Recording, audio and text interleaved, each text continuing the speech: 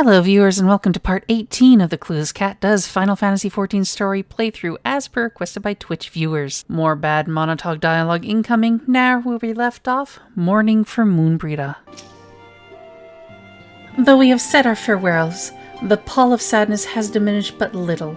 Forgive me, as antecedent 'tis my job to be the pillar of strength for all others to lean upon.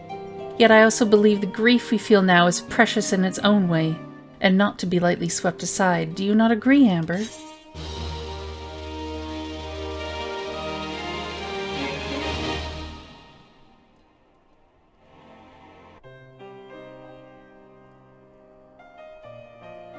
"'Tis as if a dagger has been thrust into my breast. But 'tis a pain we must learn to bear if we are to forge ahead with our duty. The battles we have fought have taken the lives of so many. Louisoix, Moenbryda, our fellows at the Waking Sands. Their spirit and dedication to our cause, however, will not be lost as long as we rise to fight once more. I hardly need remind you of this, of course. 'Tis for my own benefit that I repeat these words, a reaffirmation of mine own chosen path. If I do not rebuild the foundation of my resolve, I am like to collapse in a fit of weeping. My apologies again, Amber. There is no other to whom I could display such weakness. You are my pillar of strength, and I fear I shall have need of your steadfast presence in the days to come.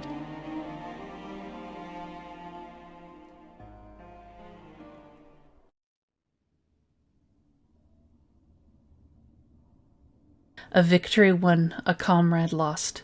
To honor the fallen, the living forge ever on, towards the light of a new day."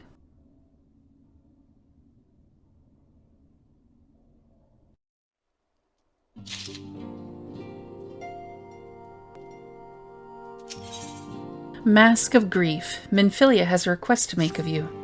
Have you a moment, Amber? I believe Yida wished a word with you. I should consider it a personal favor if you would lend a sympathetic ear to her troubles. She has not been herself since Moenbryda's passing, and my heart aches to see her so downcast.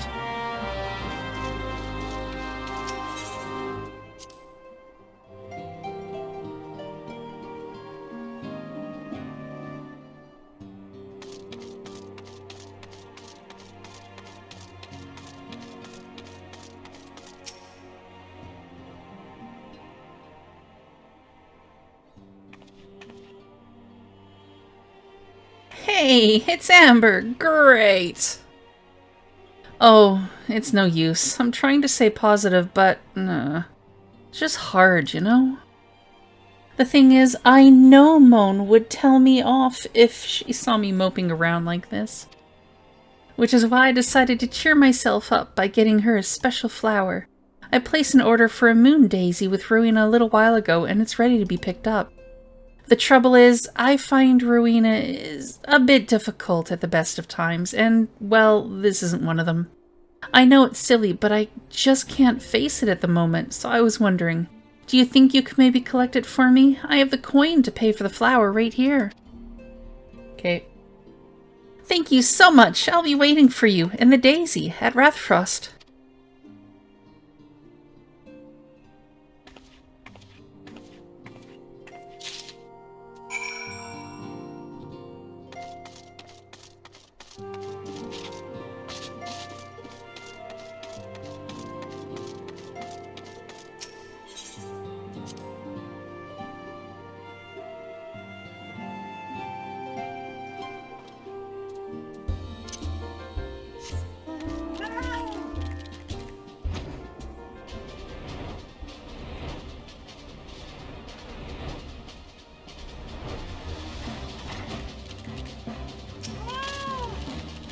What can I do for you today, adventurer? Eldritch trinket to trade?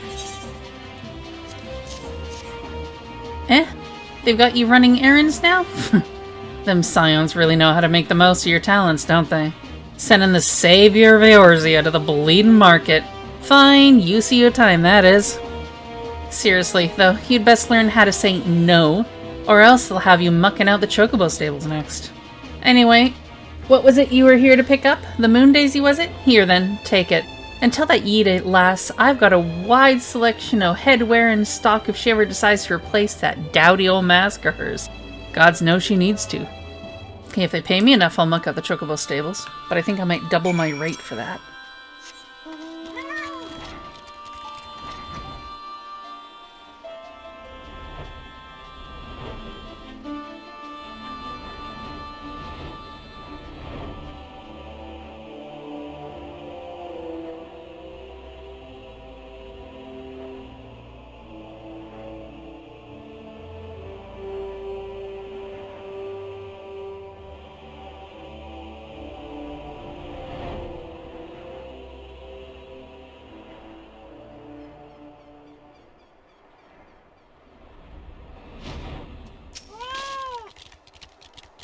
Rowena can be so annoying.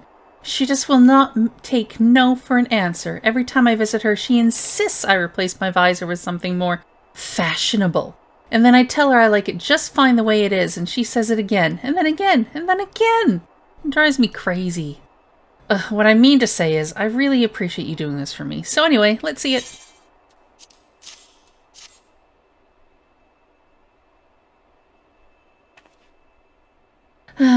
Moenbryda love these things, you know. I hope that somewhere, somehow, she knows I'm still thinking of her.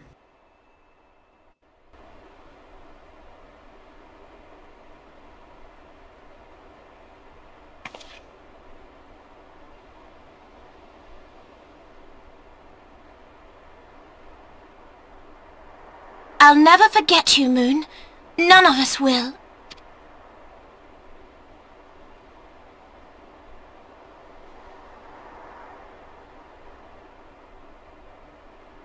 The song riseth to a crescendo.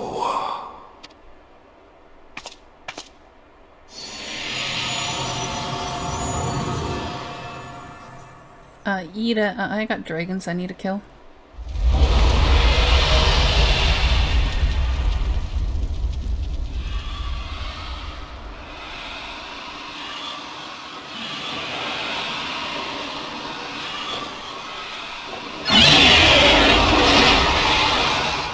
Is that what I think it is?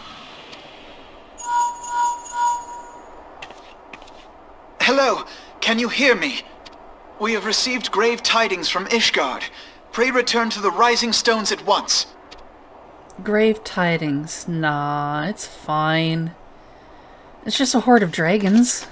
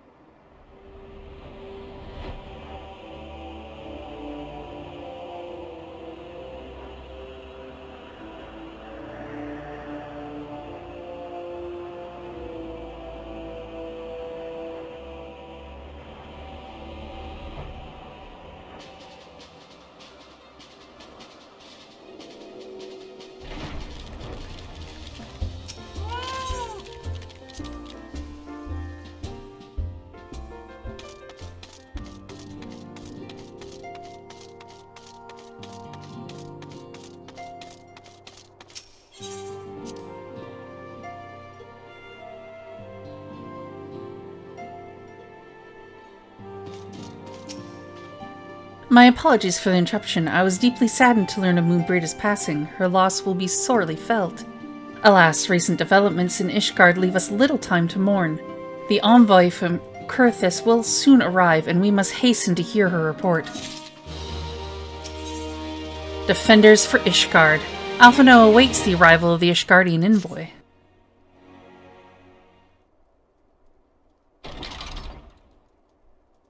The envoy is here.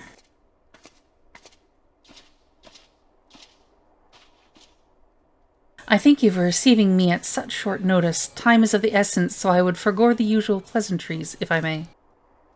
Certainly, you come with news of the Dravanians? Aye, the dragons have begun their attack in earnest. The first wave reached the Central Highlands a short while ago, and the battle was joined soon thereafter.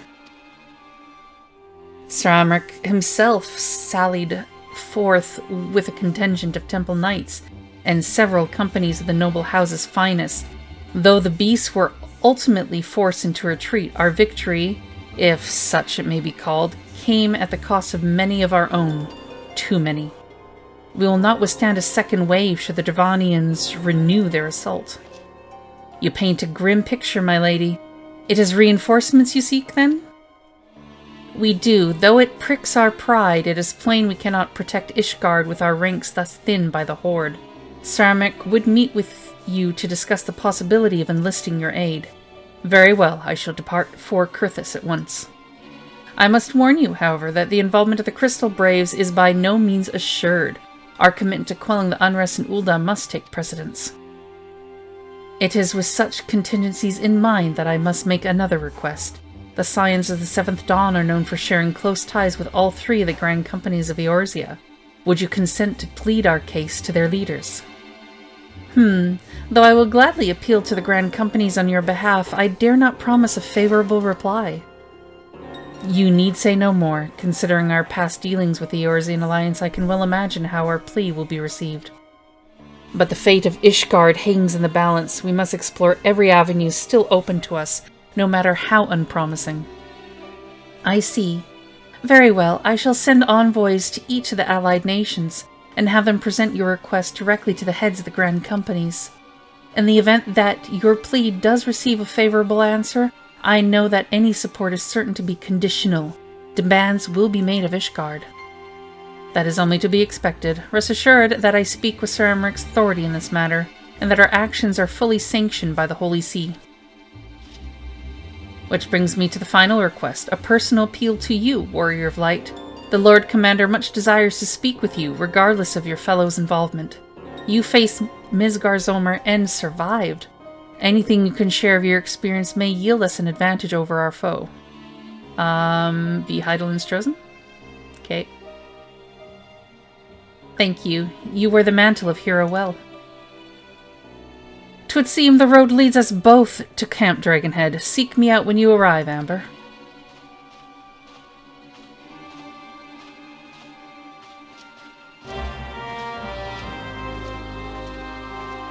Bow, bow, bow, bow, bow.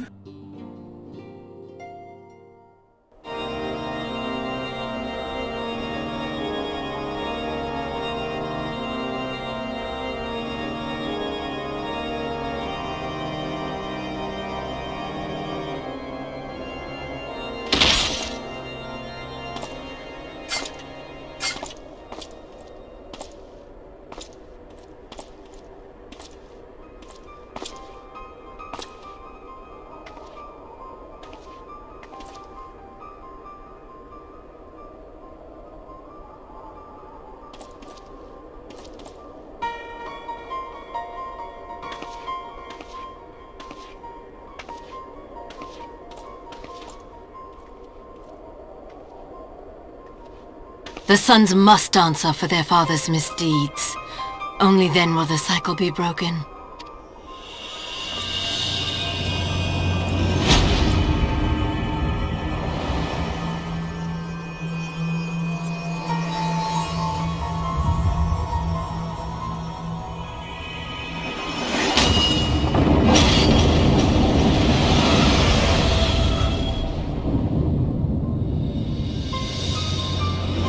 Brothers and sisters of the heavens, we raise our voices and join you in the chorus.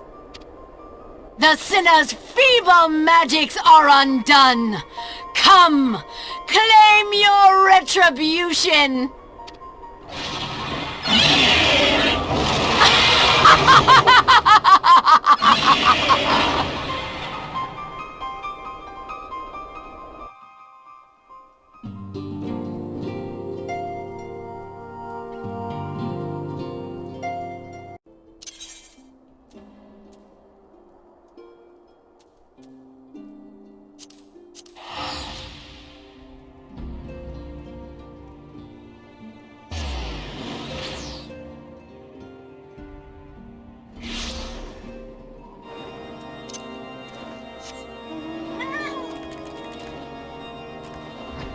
Dude, we're in Kurthus and you're on a dragon?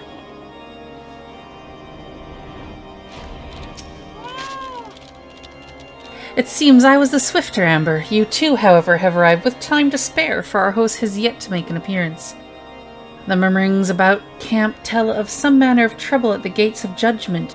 If the Lord Commander's absence, I suggest we visit the place and find out what is afoot.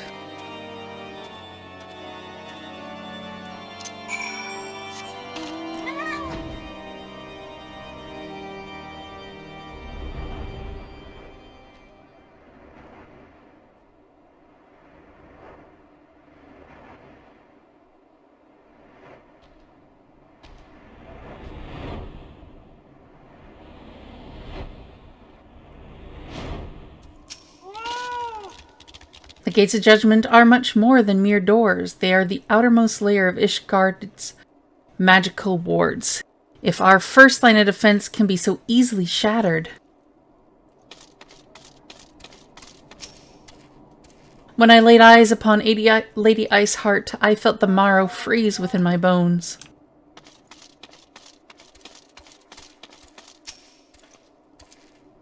Heretic scum, how dare they meddle with our divine protections? I shall rid our nation of the blasphemy, even if it means cutting them down one by one. We need not fret over much. There are yet several layers of arcane protection that shield the city from invasion. Mother will be fine.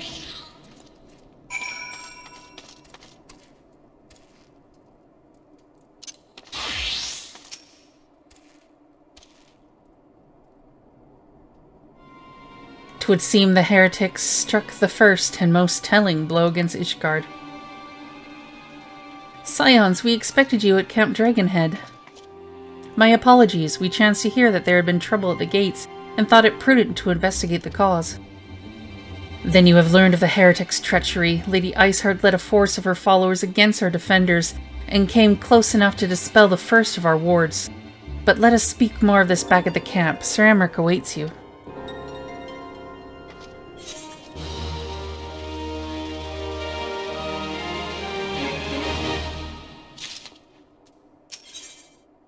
The worms roar. Alphino seems eager to return to Camp Dragonhead.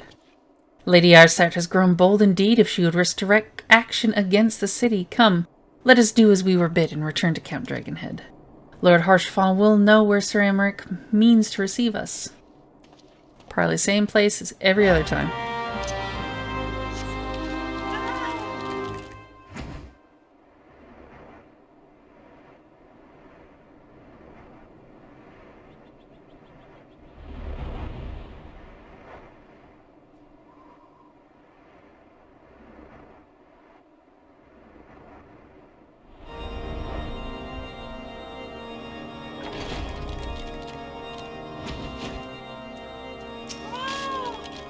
Tis reassuring indeed to behold the countenance of a friend when one's homeland teeters upon the very brink of disaster. Though a single misstep could send us plunging into the abyss, your heroic presence stokes the flames of courage within my heart. Ah, but you did not come to Dragonhead to listen to my prattling. The Lord Commander has arrived and would treat with you in the Intercessory.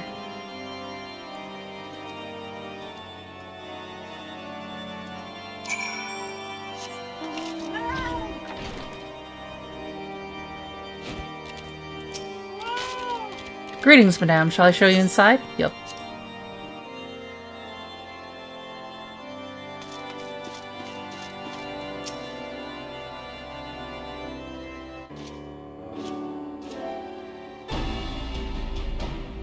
I thank you for coming with such haste, and apologize for my absence.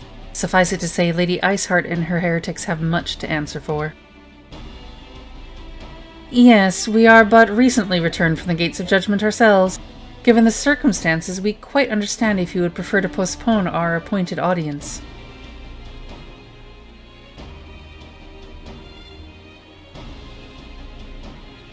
On the contrary, Master Alphino, I think it more important than ever that this meeting take place. Rest assured, I shall return to my post on Ishgard's walls the moment our business is concluded. Before we move on to the subject of reinforcements, however, I would introduce you to a close friend and stalwart ally, Estinian.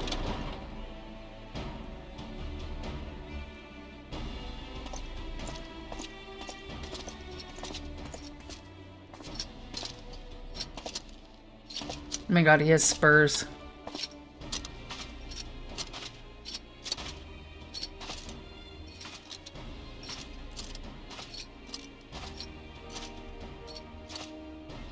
May I present to you Ishgard's Azure Dragoon.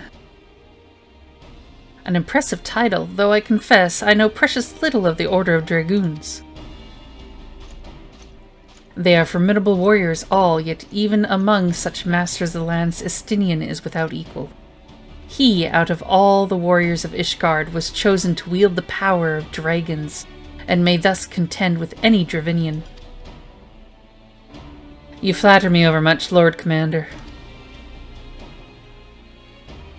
If ever I was without equal, I am no longer, as my fellow Azure Dragoon here will attest. Be at ease, Amber, I did not come to challenge you this day. Well, now that we have all been introduced, let us proceed to the matter at hand. I would share with you what we have learned of Iceheart's design, as confessed by the heretics taken captive after the assault on the gates. 'Twould seem that Lady Iceheart and the Dravanians share a common goal, the reclamation of Nidhogg's stolen eye. Nidhogg, one of the 7 great worms. His name features prominently in your nation's history. Though once defeated by the hero Haldrath, the beast is said to have terrorized Kurthus since Ishgard's founding. Aye, many are the scars our walls bear from Nidhogg's relentless efforts to raise the city. The trophy Haldrath plucked from the bested worm's skull, known simply as the Eye, is a treasured relic of Ishgard, and one possessed of untold power. Should it ever be returned to Nidhogg, the dread creature would be restored to the height of his strength, and then no wall or ward we could erect would be stout enough to deny him.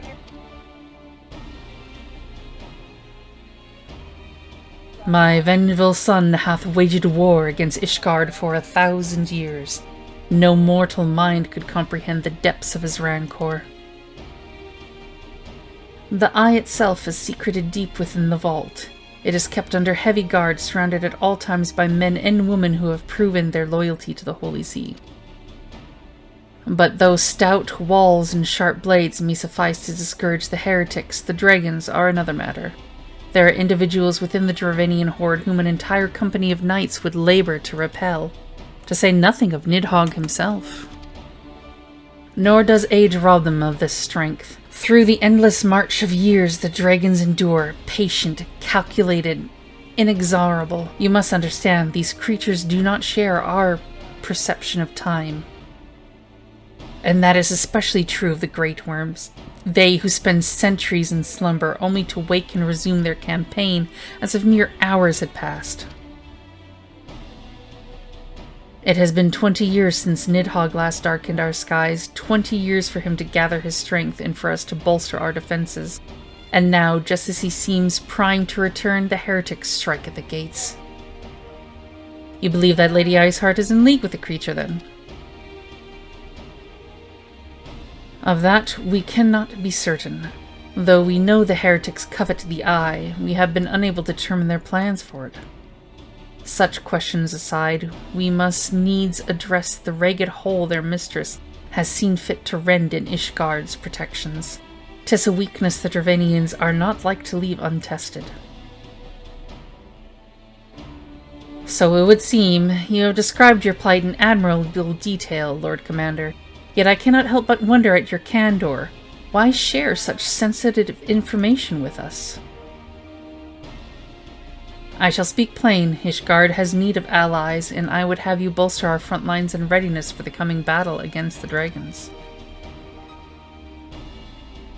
This much I expected. Unlike our arrangement concerning the Keeper of the Lake, however, only you stand to benefit from our assistance in this matter. I fail to see why we should intervene in a conflict which concerns only Ishgard and Dravania. When the Eorzean Alliance requested Ishgard's assistance during Operation Archon, you refused us.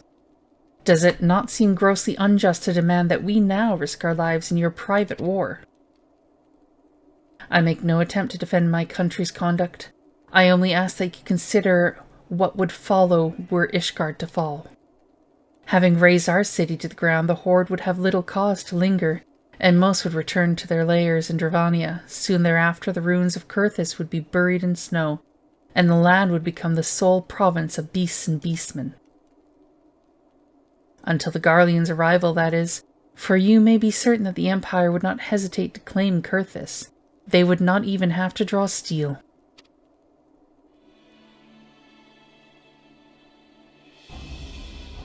An imperial province sharing a border with Mordona, 7 hills.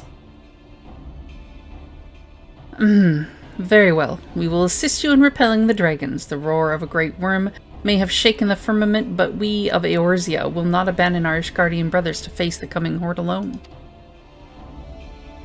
Nor did I ever think you would. Now, upon the matter of the roar.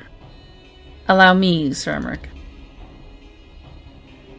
Through the power of the eye, I have become the vessel of Nidhogg's strength. His essence has stolen into my very blood. Fear not, I am in full control of my faculties, I assure you, and the eye itself is of no relevance to this tale. It is not essential that I bear it with me wheresoever I go. Its lingering influence does, however, allow me to hear Nidhogg's voice. Then the worm who roared?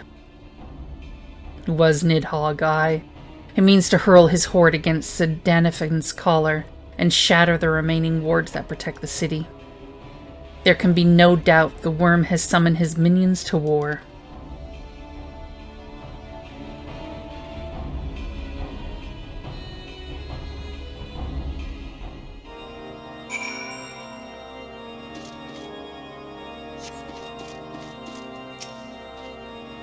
Though the circumstances are far from ideal, this desperate endeavor will at least provide us an opportunity to bring the sister states of Eorzea together in common cause. Sir Emmerich was more ruthless in his negotiations than I had anticipated. I suppose one must give no quarter when one's home is at stake. But did you see the look on his face when he formally requested our assistance? Though the Lord Commander has long campaigned for Ishgard to open its gates to outsiders, I suspect this softening of the Holy See's attitude towards foreign cooperation comes as something of a bittersweet victory. The days ahead promise to be interesting indeed. Committed to the cause, Alphinaud is ready to begin making preparations for war. If we were to aid the Ishardians in this war of theirs, preparations will have to be made, and soon. Before proceeding, however, we must needs return to the Rising Stones and make our report to the antecedent.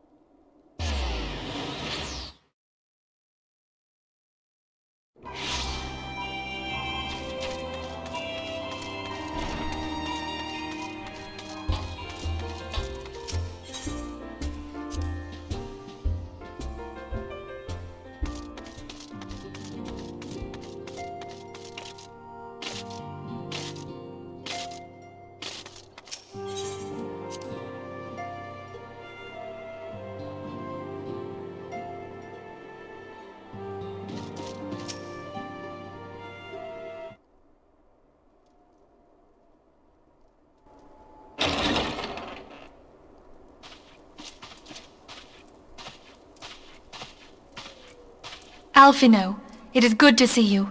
Tell me, what have you learned? Pray summon the others. Everyone must hear my report.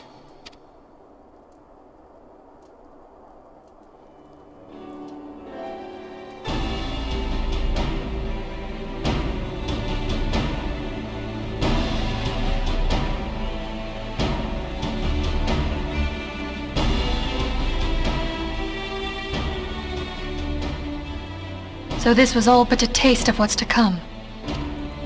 Indeed. The main host advances upon Ishgard as we speak. Whose vaunted defenses have been nullified. Shorn of its wards, the city will bear the full force of Nidhogg's fury. All those people. Alphinaud is right. The Dravanians cannot be allowed to prevail. If Ishgard falls, all of Eorzea will suffer the consequences. Then you agree that we have no choice but to intervene. For the good of the realm, the Scions of the Seventh Dawn and the Crystal Braves must join the defense of Ishgard. Let there be no ambiguity about what has been proposed. We would be directly intervening in the war. But if all here believe the cause to be just, then to war we shall go.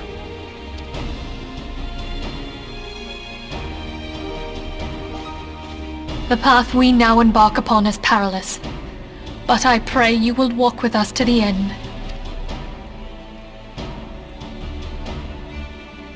For those we have lost, for those we can yet save.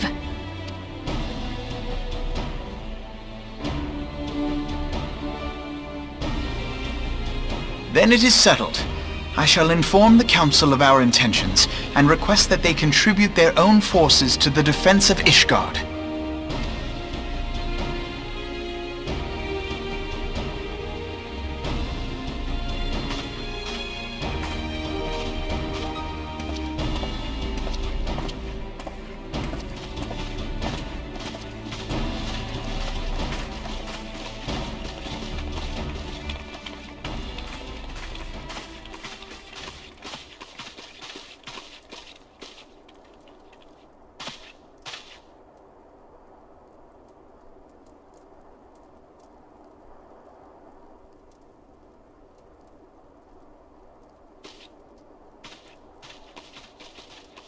I don't trust those two.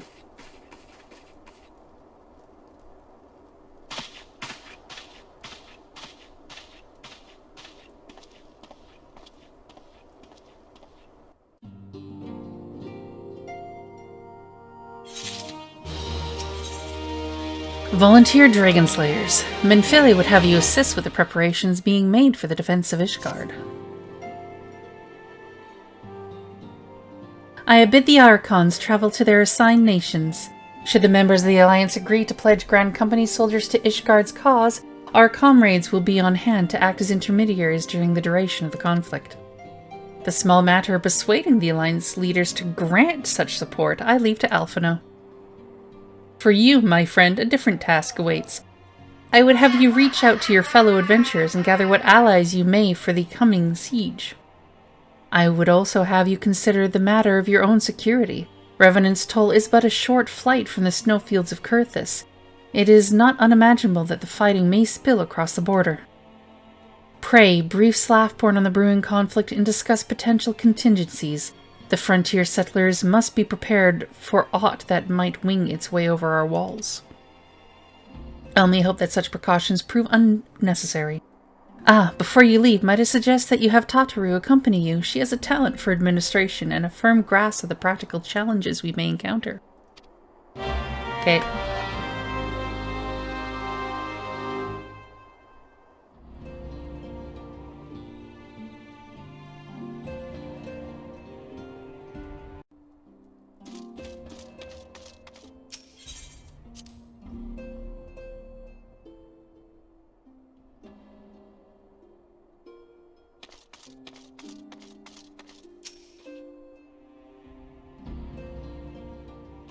We are rather close to Kurthus, aren't we?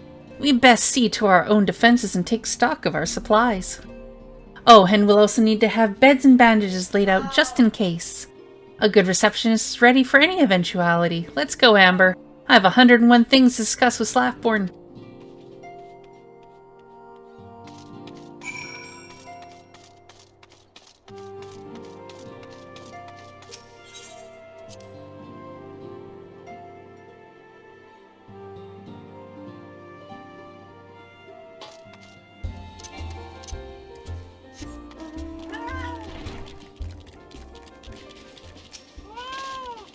I appreciate the warning. If war is coming to Kurthus, then the toll must be made ready.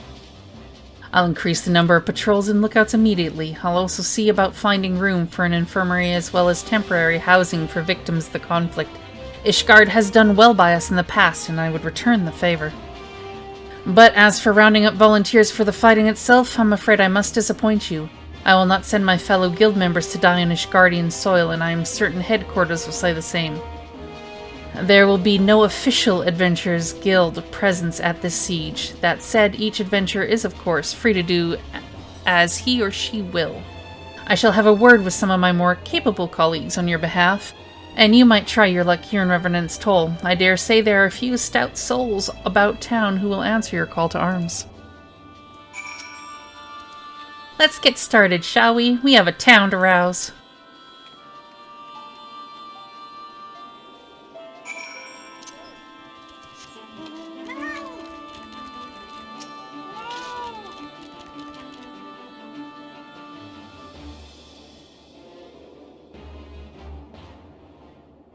Spare me your talk of glory and fame. I'm not in the habit of volunteering for lost causes. I've survived this long by trusting my instincts, and my instincts tell me to stay well away from Ishgard.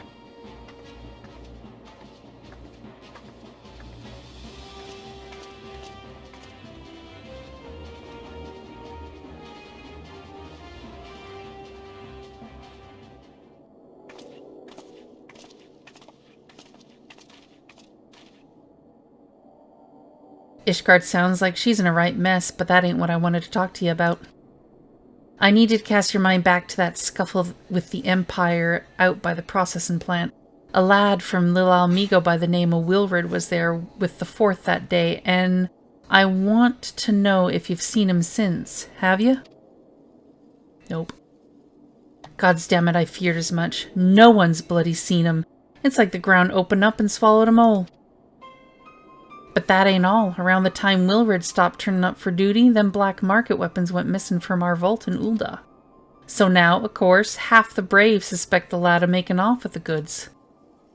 Folk like to believe our company's a disciplined fighting force, but as you and me both know, it's no more than a motley collection of mercenaries, adventurers, and Grand Company veterans.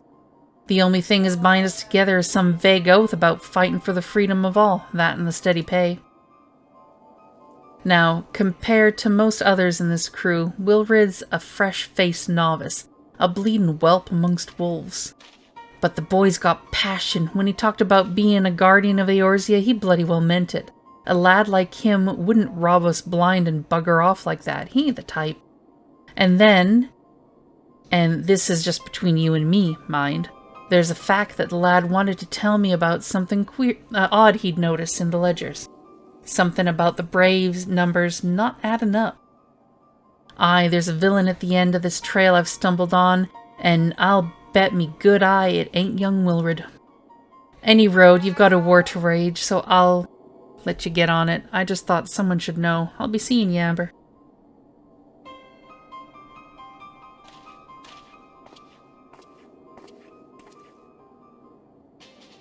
Yeah, I have a feeling you might be right.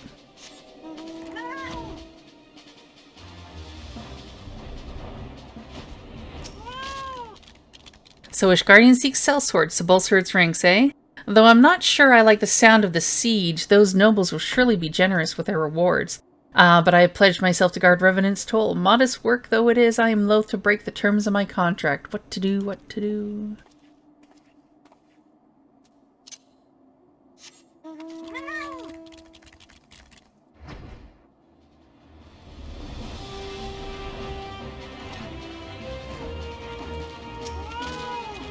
Volunteer my services for in the defense of Ishgard? I think not. Dragons claimed the lives of every one of my brothers. I do not mean to offer them mine. 'Twas to escape such a fate that I took up the mantle of adventure in the first place. I would sooner die in the pursuit of fortune than huddled behind an icy wall.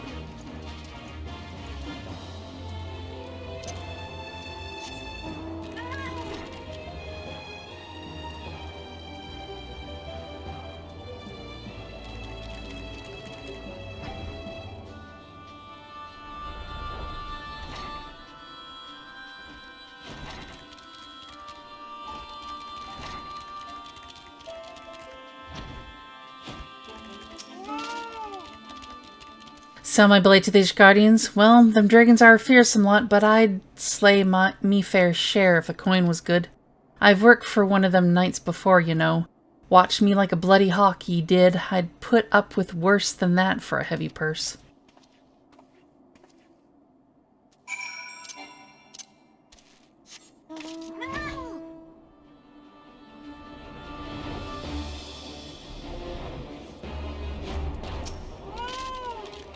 There you are, Amber. So, did you sway any hearts? Not really. One or two? Well, add it to mine, that makes 3 or 4, not including Slapborn's friends. We won't have the largest company in the army, but I'd say 1 Revenant's Toll veteran is worth a dozen clinking knights at least. An allied perspective. Tataru has a message for you from Alphino. Oh, I've been so caught up with recruiting that I almost forgot. There's been word from Alphino. Apparently, the Alliance leaders are convening in Ul'dah to discuss Ishgard's plight, and they requested your presence, as usual. Anyway, you'd best make your way to Ul'dah, or you'll be late. Alphino said that he would meet you on the Royal Promenade.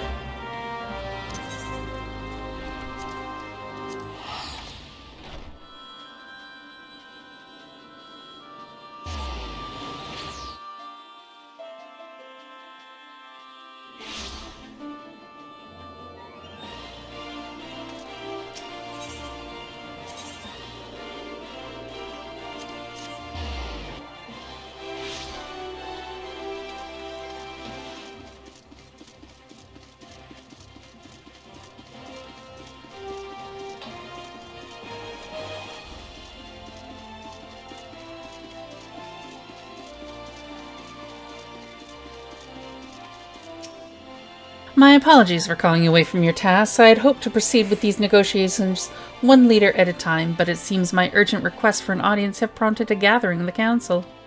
Needless to say, I felt obliged to attend. The Alliance leaders are already seated within. Let us join them, shall we?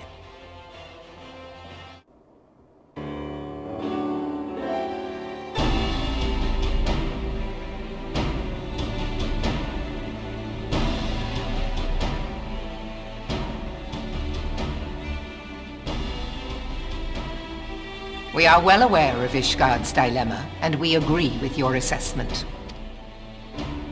Then I trust there are no objections to the Crystal Brave's intervention. Ul'dah has none.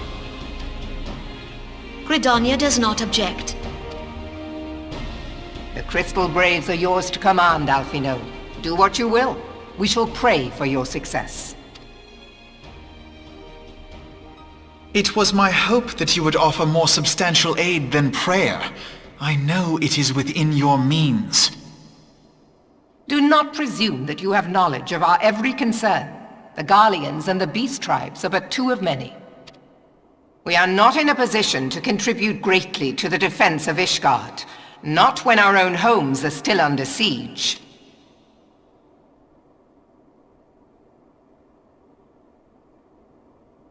We dare not leave our interests in Cartano undefended as well. Teleji Adeleji and his ilk would seize control of the territories in our absence.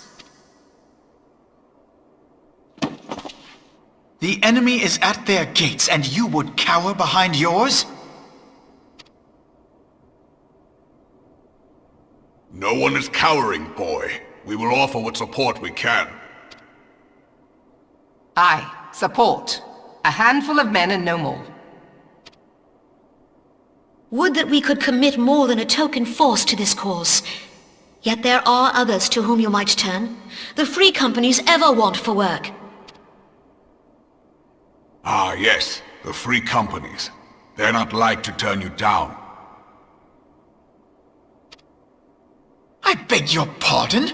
You would entrust the survival of Ishgard to sell swords? Crises like these are the very reason why this alliance was formed. It is our duty to aid our fellow man. My duty is to my country and my people. If you expect us to place the welfare of a foreign power above our own, you're going to be sorely disappointed. Lest you doubt, Limsa comes first, then the Alliance, and finally, circumstances permitting, Ishgard and the rest. If you cannot understand so simple a concept, then you have no place at this table.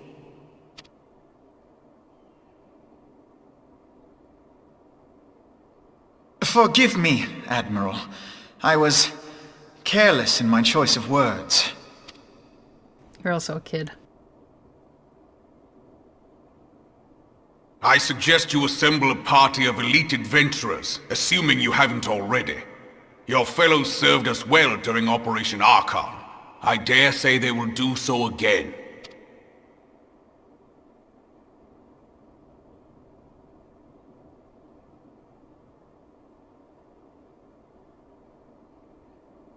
If I may, Your Grace, I wish to propose a redistribution of forces. If we entrust the security of Ul'dah to the Brass Blades for a time, we can dispatch a larger force to Ishgard. Your Grace?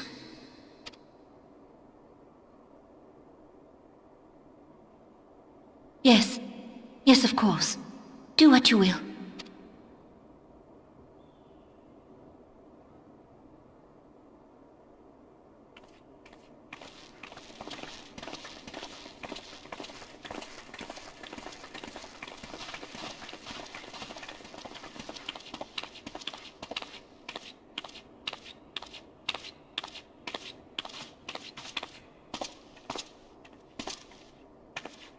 Is Her Grace not feeling well? To the best of my knowledge, Her Grace is in perfect health. I see. Carry on.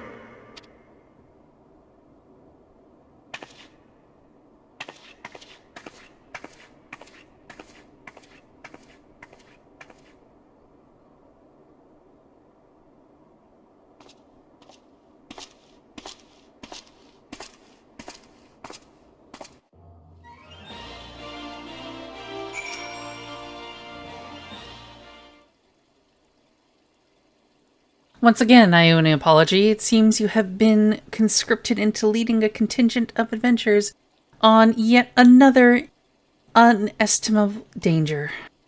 But I fear we have been left with little alternative. We cannot well abandon Lord Harshfall and Sir Amric to their fate. We must abide by the Council's decisions, as short-sighted as it is, and strive to fulfill our roles as Eorzea's guardians. Okay. Captain Ilberd, what news? Then the assault has begun? We have but this moment concluded our audience with the Alliance leaders. Move our forces into position. Your unit will join House Durandare at the Steel Vigil. Man the cannons alongside the knights and thin the Dravanian horde ere they descend upon Ishgard. I will join you as soon as I am able. Amber, I would have you and your adventurer allies bolster the defenses at the Steps of Faith. Report first to Sir Marceline at the Gates of Judgment, and he will direct you to where you are needed most. May the gods grant us victory.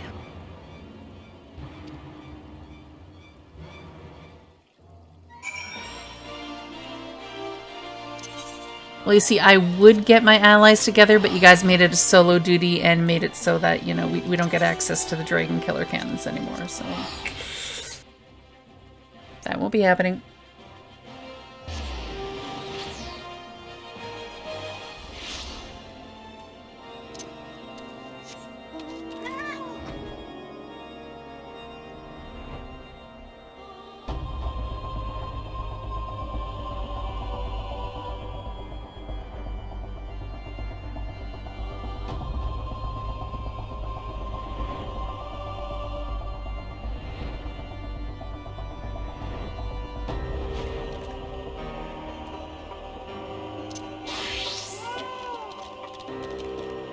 You are the appointed captain of the Sellsword contingent? Then welcome. There is no shortage of blade work to be done. As we speak, Dravanian skirmishing parties are harrying positions across the Central Highlands. I've assigned the Crystal Braves and your fellow adventurers to contain these scattered attacks, and for the present, I would have you join them. This is, of course, merely a precursor to the assault on Ishgard proper. The wily serpents seek to divide and confuse our forces, but we will not be so easily drawn out of position. The Temple Knights will remain on the Steps of Faith and continue our preparations. When the Horde arrives in full, they shall face a wall of Ishgardian steel. Report back to me once their advanced skirmishers are slain.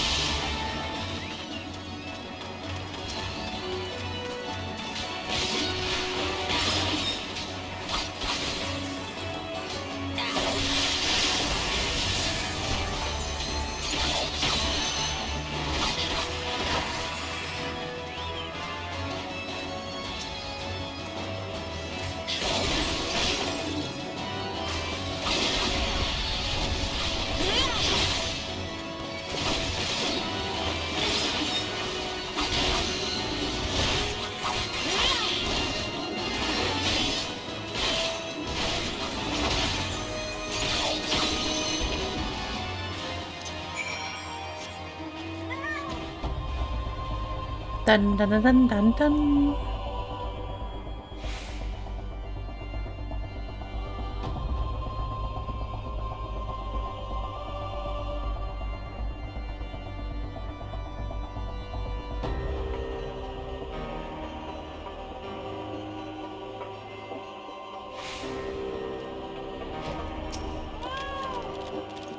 What news, adventure? The reinforcements? Decimated, you say?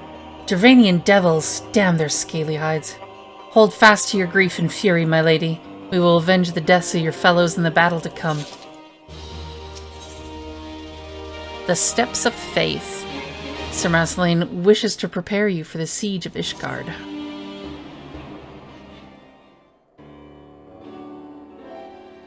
Ere you commit yourself to the siege, you should know what it is you are tasked with defending. Beyond the gates of judgment lie the Steps of Faith, a great bridge of stone that leads directly to the city of Ishgard. More than simply a means to cross the Sea of Clouds, the bridge serves as a foundation for the arcane wards that form the barrier we call Danafin's Collar. Alas, in dispelling the barrier's outermost layer, that thrice-damned witch Iceheart stripped the bridge of its protections, and thus are the dragons now able to land unhindered upon the Steps of Faith. Should the Dravanians succeed in destroying the remainder of the wards, the winged devils will be free to swarm within the city itself. Needless to say, we cannot suffer that to happen. It shall be our task as defenders to prevent any harm from coming to those parts of the bridge wherein the wards are sealed. 3 yet remain, and we have dispatched our forces accordingly. I would ask you and your comrades to accompany our defenders at the outermost ward. I should hope that includes us as well, yes?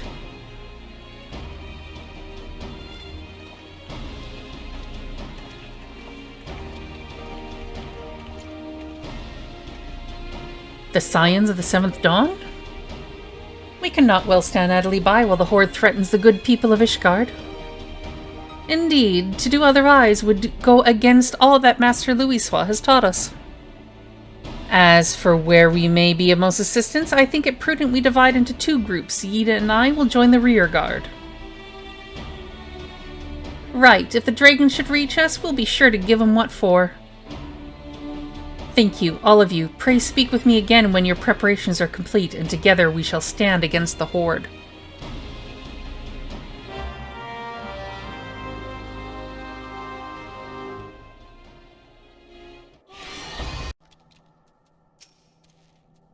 I trust you are ready then? Good. Come, let us make for the battlefield. Okay.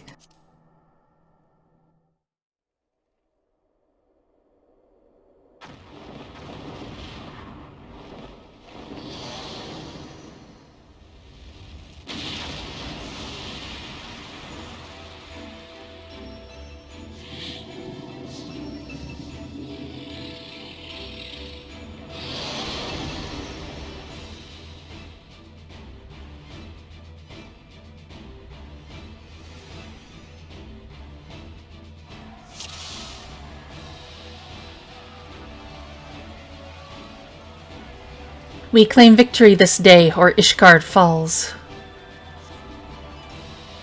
Accept the fury into your heart and defend this bridge with your life's blood.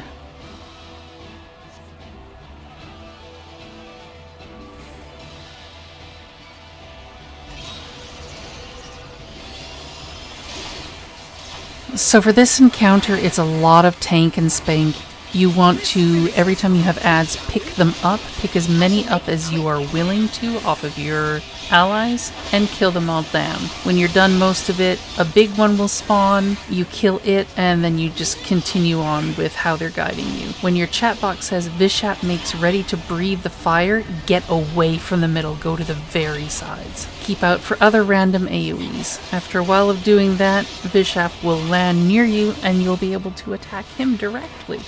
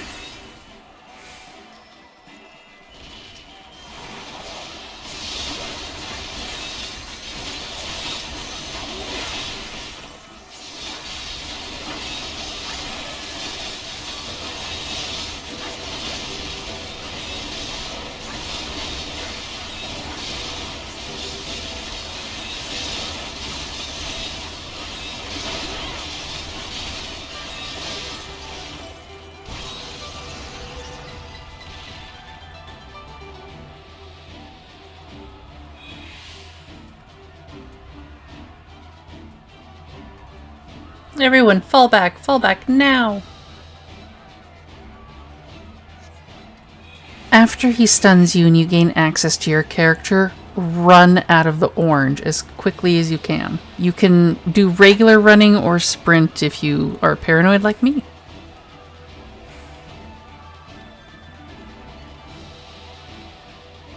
Ether, to me!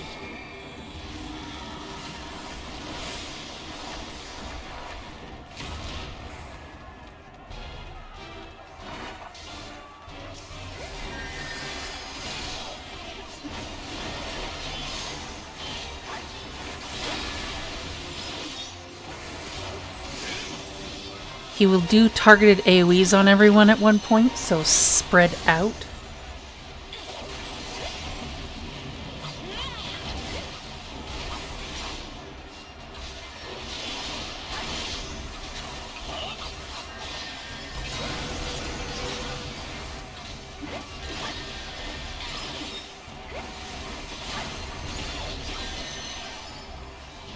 He'll also do a knockback with AoEs on the ground. You want to make sure you are knocked back out of those AoEs, not back into them.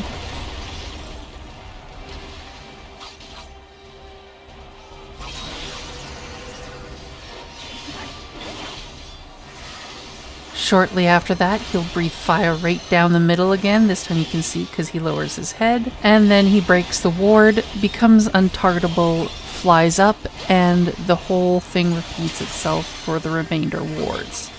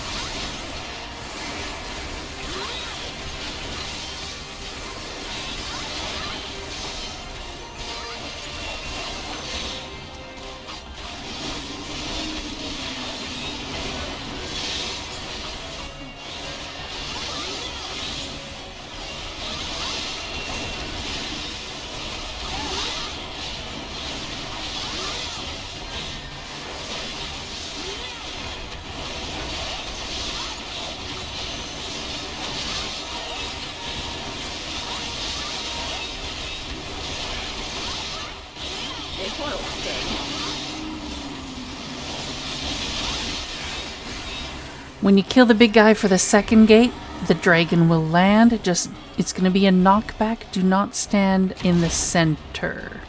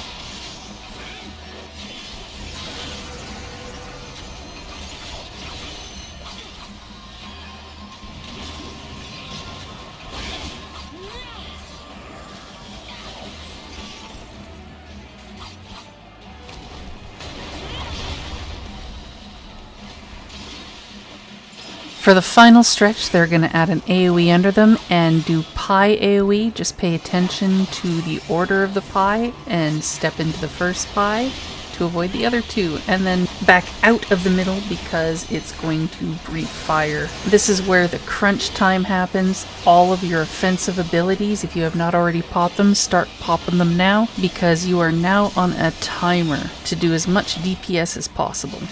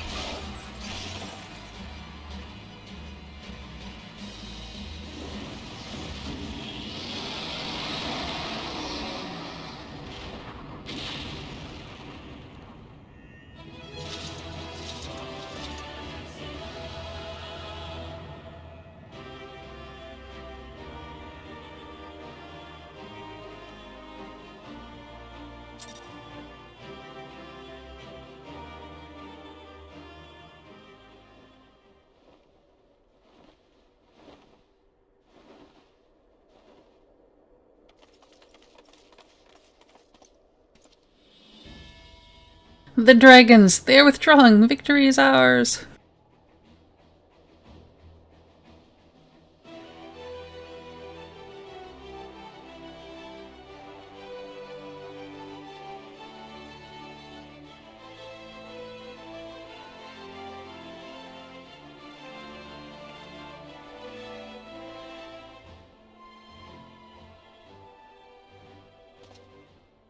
One of Nidhogg's greatest champions, slain. The Horde will not soon recover from this blow.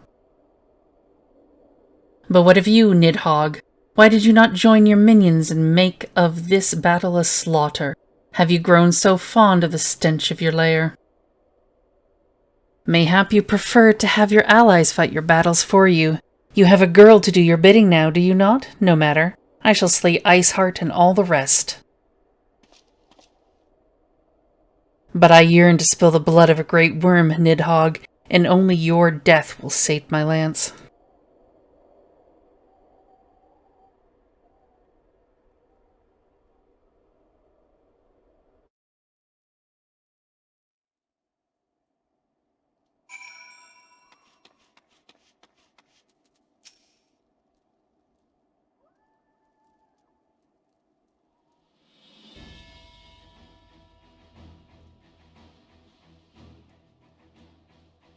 Amber, the dragons are routed, lest you wonder. The fighting at the Steel Vigil was also fierce, but the Crystal Braves were not found wanting.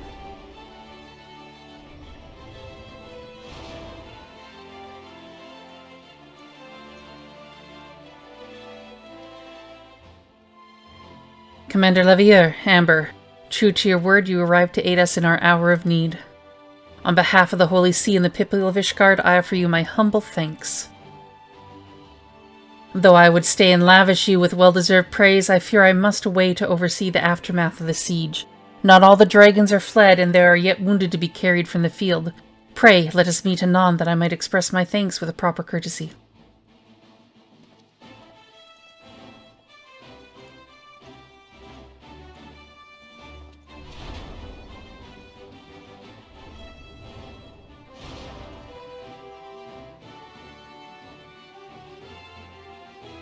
We have indeed achieved victory of singular importance.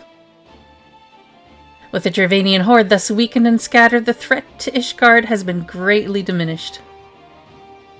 And, mayhap equally significant, the Holy See must now recognize the necessity of cooperation with foreign powers. Long have they barred their gates against the outside world, but I am confident that the day will soon come when Ishgard proclaims itself a member of the Eorzean Alliance once more. Much have we sacrificed in our struggles against dragons and primals, the Ascians, and the Empire, but step by unfaltering step, we march ever nearer to our goal. And as ever, the journey is made with you in the van. The victory you have won this day gives us greater hope for the morrow.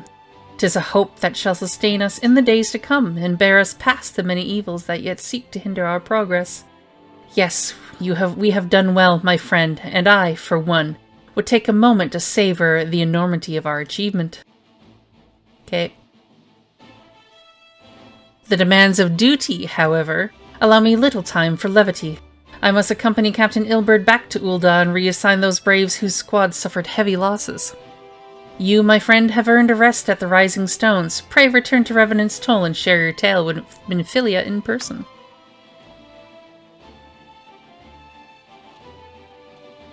Okay.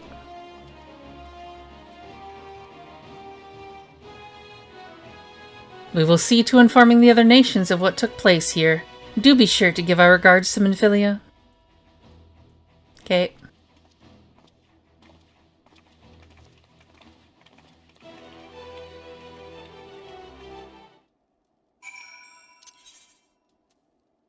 To the sinking rocks.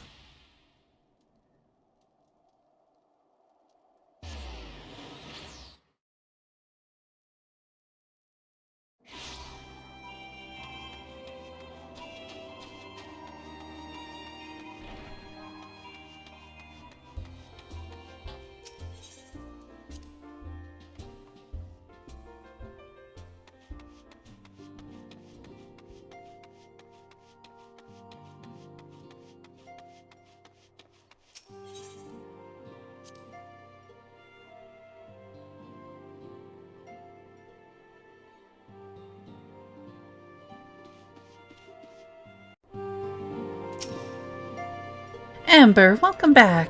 Alphino sent word of the siege and, of course, of the role you played in ending it.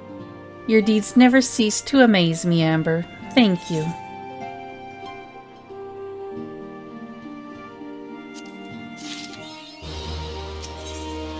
Administrative decision. Minfilia seems loath to put you to further trouble so soon after your last great exertion.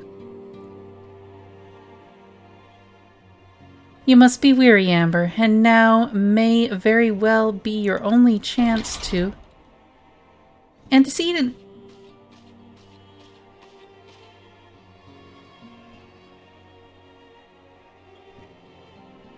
A messenger from Ul'dah arrived with a missive for you.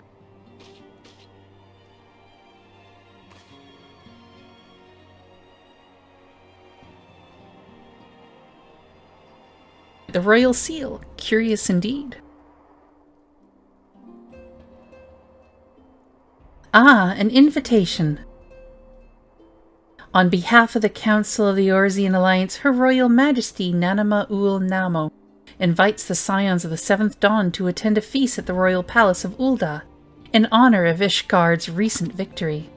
It would seem we are to be recognized for our part in lifting the siege. You for your valiant efforts as commander of the adventurers' contingent, and the Archons for their earnest attempts to rouse the city-states. Truly, I find it strange that the Alliance leaders should think themselves deserving of a place at such a celebration. All three refuse to deploy their standing armies, preferring to send hastily assembled companies of sellswords, many of whom perished ere the siege began. Are they truly so brave as to seek to share in the glory of your triumph? Ah, but mayhap they simply seek a pretext to meet with the Ishardians while the mood is yet jubilant. Such an occasion would present a fine opportunity to press for Ishgard's return to the Eorzean Alliance. We have scarce had time to mourn Moenbryda, and I, for one, am in no mood to carouse. But I suppose we must put away our grief for the good of the realm. Though you were promised rest, I fear I must insist that you also attend. It would be a strange celebration indeed if the victorious hero were not present. Pray content yourself with the thought that such occasions may bring about momentous change, And this without recourse to bloodshed. Tataru, if you would do me the favor of contacting the rest of the Scions? Of course, Antecedent. And please let me know if there's anything else I can do.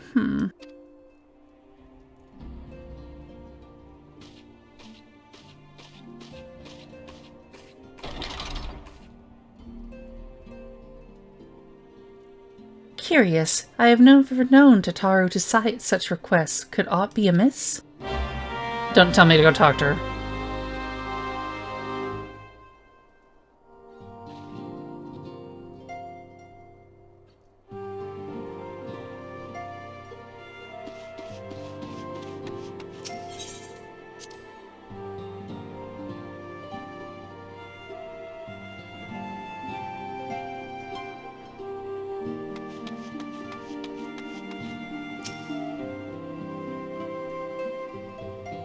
Don't think I need to survey for very much, since I'm pretty sure she's not here. Tataru is conspicuous by her absence. Hi, Philemon. Tataru? I believe she just stepped outside. Now that I think on it, she did seem rather preoccupied.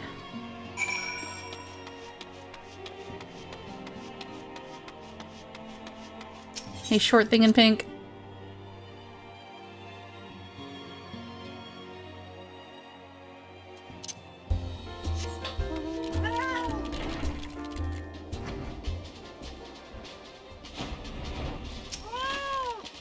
Oh, Amber, it's you. I didn't mean to worry anyone. It's nothing, really. Well, it's not nothing exactly, but it feels like nothing compared to the towering trials you and the others face every day. And that's why I should probably talk to Minfilia before things get any worse. You always know what to say, Amber. I'm glad we had this little chat. I didn't say anything. Okay. I never say anything. I just, like, nod.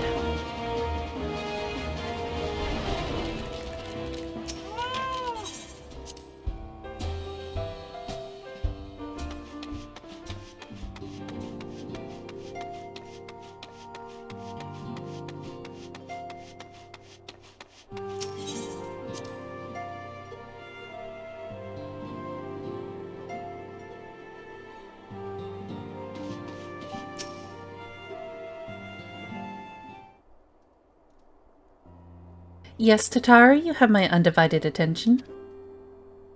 I've been hesitant to broach the subject with all the recent excitement, but Amber made me realize that there's no time like the present, and time is what I'm here to ask you for. I am not sure I understand. If you wish to be excused from your duties for a time, then you have certainly earned the rest. But I suspect that lying abed is far from your intent. You know me too well, Antecedent. There is, in fact, something I've been wanting to try my hand at. Along with the adventurers and the Crystal Braves, the Scions are constantly being thrown into dangerous battles and deadly predicaments. Even Hoary Boulder and Caltonet have been promoted from guard duty to fill our need for competent warriors. And so it seems only right that I, too, should acquire the power to defend myself, and others, more importantly. When I return, I shall be both your receptionist and your bodyguard. Oh, Lord knows she needs it.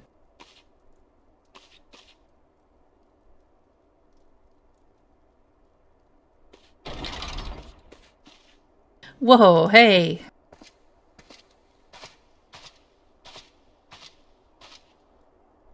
That's the first time I've almost been knocked to the ground by a Lullafell. I've never seen Miss Tataru so determined. Has aught befell with which I might help, Antecedent? Not at present, thank you. Was there something you would ask of me? Oh, yes. Pray excuse my distraction. An adventurer who was to join us for escort duty was injured while out on patrol, and I fear we cannot properly defend the scholars entrusted to our protection without the aid of at least one more guard. Therefore, I humbly request that another adventurer, of the capable kind, of course, be assigned to our party. Very well. I shall consider the potential candidates and provide you with a replacement as soon as I am able. My thanks, Antecedent. I take my leave of you.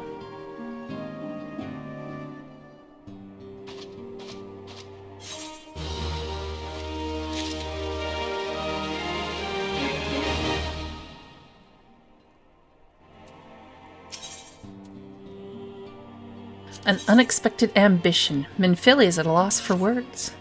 The power to defend oneself? Tataru has ever been full of surprises. Now that I think on it, I do recall Urianger mentioning that she had developed an interest in arcanimia.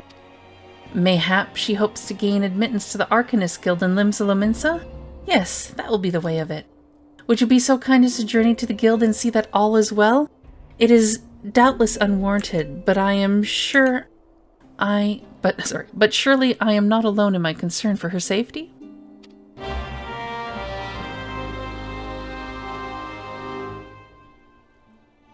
So we'll deal with that before I do the other one.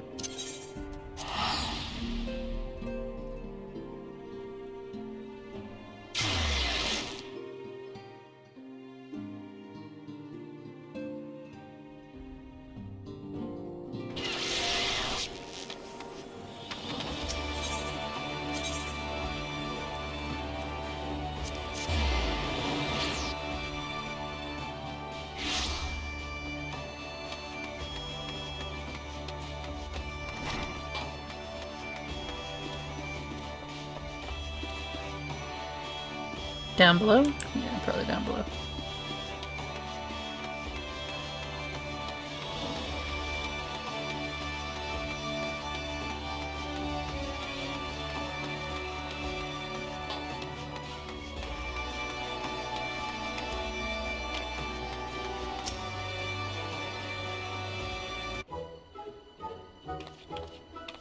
Amber, what are you doing here? I didn't mean for her to worry. That's the last thing I wanted. Putting an end to such worries is precisely the reason I'm here, don't you see? I, Tataru, shall become a great and powerful arcanist. And now, at Mistress Thuvingham's behest, I must go and complete a special training exercise. Until we meet again. Oh, something's gonna go terribly wrong. Short thing. Come back.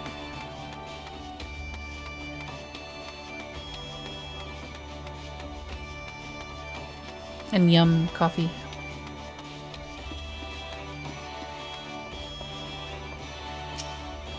Ah, if it isn't Amber, what brings you to the guild? Short thing. So you are acquainted with our newest member? An arcanist of your experience must see that her potential is somewhat lacking. Nevertheless, she would not be denied and goes now to undertake her first trial, a simulated inspection of 3 crates. Doubtless you recall receiving similar training under Kaya's supervision.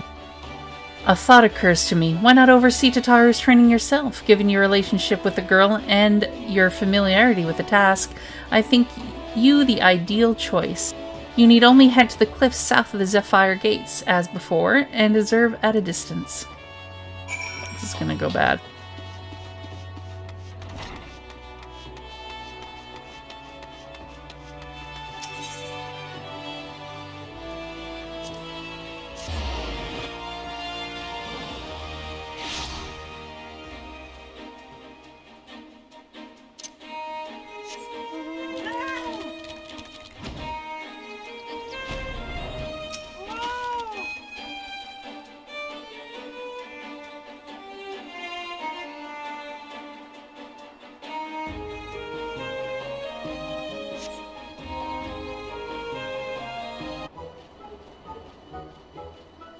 Oh, Azure seas to Pirate's Port, where she met her shining jewel. For to bring the smuggler's plans to naught, came the lass who none could fool. Not singing this. Beat 'em with the backdraft, gut 'em with the gust, deck 'em with the downburst, go, carbuncle, go! Oh, are those crates I spy? Ah, and this must be the true test. But we're ready for them, aren't we, Carbuncle?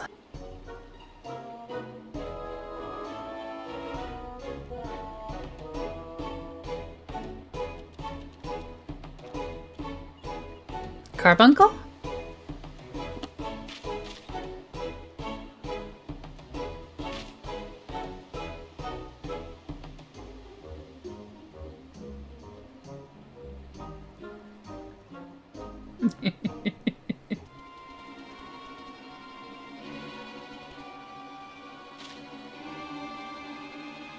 Ah, come back, Carbuncle, come back.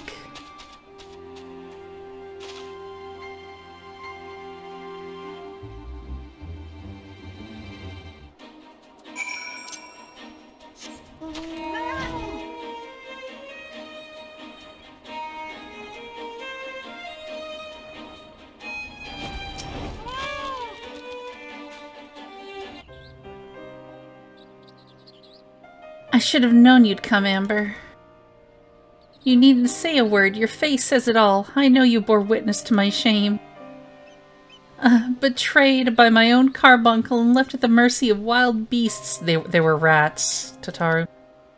I must accept the truth. I'll never be a warrior like you or the others. No, you can't even take on a level 1 rat. I will inform Mr. Severim of my intention to withdraw from the guild. Arcanima, like so much else, is beyond me.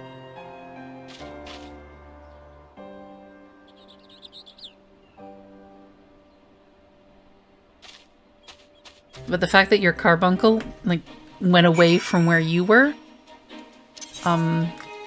pretty sure you got more power than you think.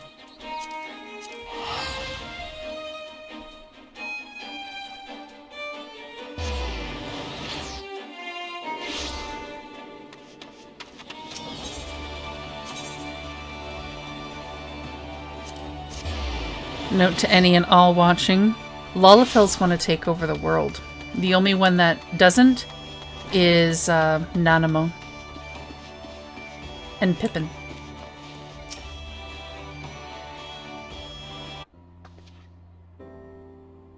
Ah, back so soon. How fared our fledgling Arcanist? She ran like a little girl. Abysmally, Mr. Severim. Abysmally, as Amber will testify.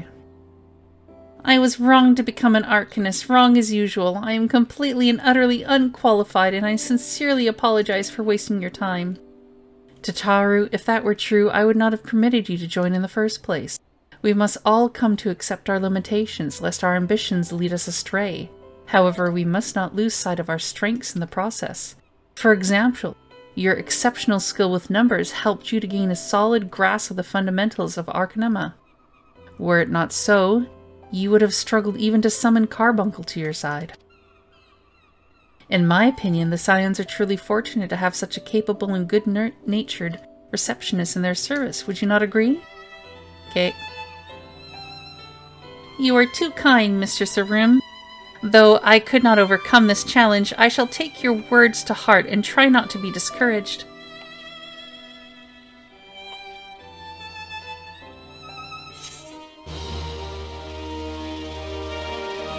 Come on, time to punch it back to Mordona. Ancient ways, timeless wants. Tataru is considering her next course of action and how you might aid her in it by dragging her back to the Rising Stones.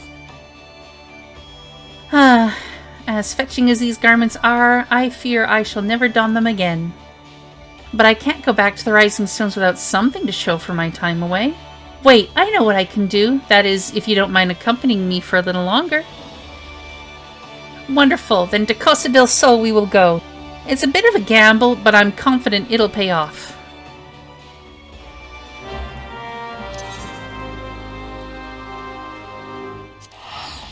I didn't sign up for babysitting.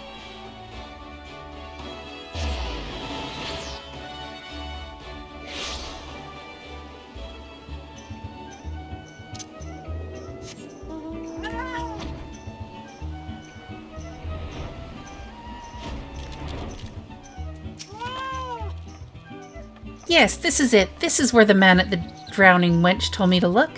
There's a certain variety of clam which can be harvested this time of year in Bloodshore, one that produces the most marvelous pearls. However, these clams are also coveted by certain wild creatures. And since I fared rather poorly in battle the last time against rats, let us be off.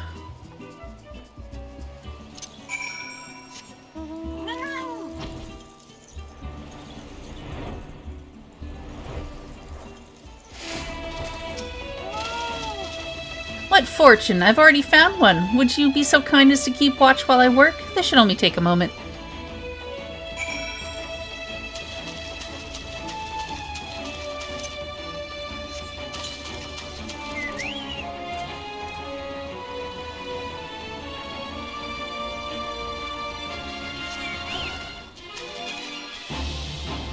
Where is it? Oh, over there. Hi.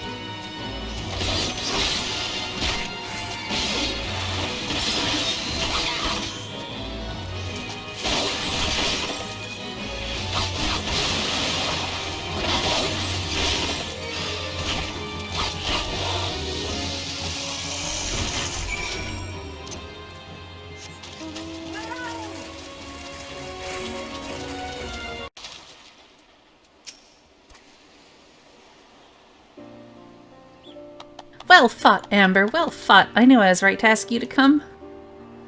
As for me, I have my prize, a bounty of blood pearls. So named for the reddish hue, they were treasured as wards against dark magics in ancient times. I thought I might make charms for everyone, so that no matter where they go, they will always come home. It's sort of the power to defend myself and other people, in a way. Right, well, I mustn't keep Philemon waiting. There's work to be done and lots of it. We're to secure provisions for the Scions and Lominsan markets. She may have an eye for quality, but I have a nose for bargains.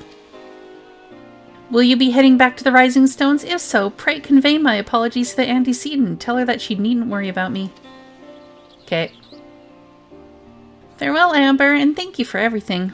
That sounded rather final, didn't it? How about until we meet again? I can punch you there if you want. Let's head right towards some dangerous crabs.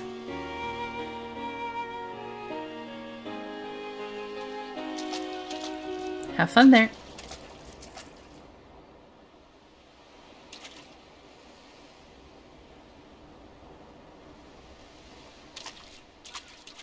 She just gave me I'm gonna take over the world smirk. That was an I'm gonna take over the world smirk. You can't tell me it wasn't. Conniving little lollipop.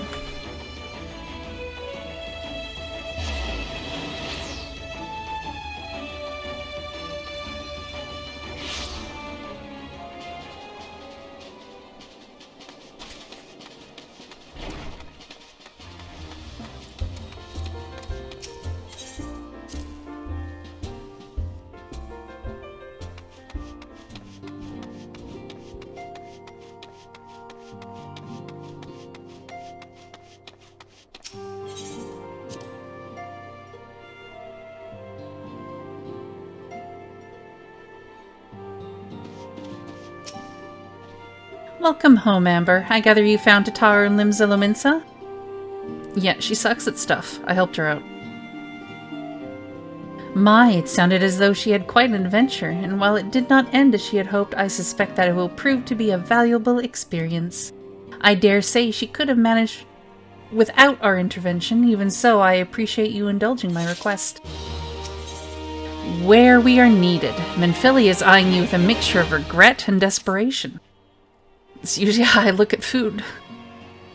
I wonder, do you perchance recall the commitment I made to furnish Hoary Boulder with a capable new adventurer? Well, I am sorry to say that I have as yet been unable to do so. Now I realize that you are rather more than a capable adventurer, and that escort duty is frankly beneath a woman of your talents. But I have no one else to turn to at present. Might you be willing to forego rest and assist us in this manner? No. Generous to a fault, I thank you, Amber. Now, it seems only fair that I explain the import of the task in question.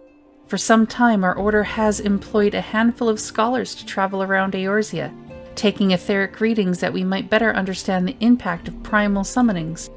Naturally, it behooves us to ensure our employees' safety, and so we ask the adventurers in our service to serve as escorts. Hoary Boulder and Caltanet were to act as two such escorts, as with a third adventurer.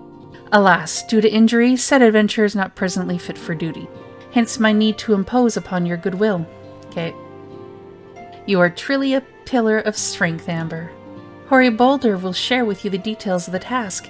He should be waiting for you outside. Be safe.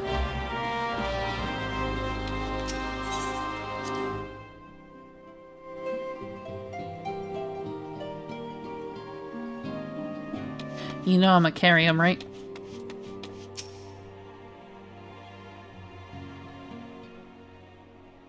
Ah, Amber. Is it true that you agreed to lend us a hand? Okay. Huzzah! What did I tell you, Coltonet? Our misfortune has become a blessing. An opportunity to serve alongside the Warrior of Light herself. Need I remind you that we have 3 scholars to escort, each of whom will take a different route? True, true, but our mission is the same. Separated by moms we may be, but in spirit we shall be together. If such thoughts bring you joy, you are welcome to think them. To more practical concerns, Amber, we would have you attend to the scholar charged with surveying the South Shroud. He is waiting at Camp Tranquil as we speak. All you need do is follow the man. He will determine the most appropriate locations to take his readings. In spirit, Amber, in spirit, we shall be together every step of the way.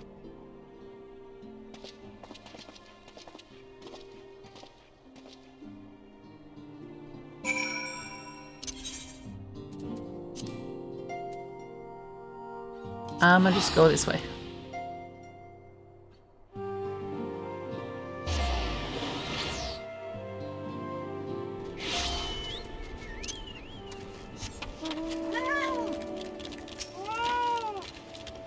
At last the science woman deigns to grace me with her presence. A pity that we have no time for pleasantries. Our first destination is Izamhar. Come, we are late enough as it is.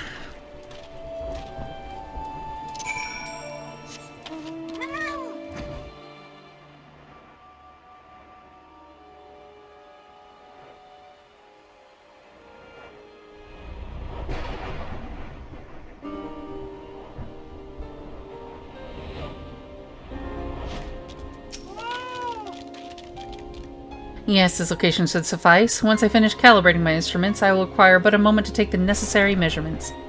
I trust I need not explain that my work can suffer no interruptions. Then please stand at appropriate distance and keep watch for wild beasts.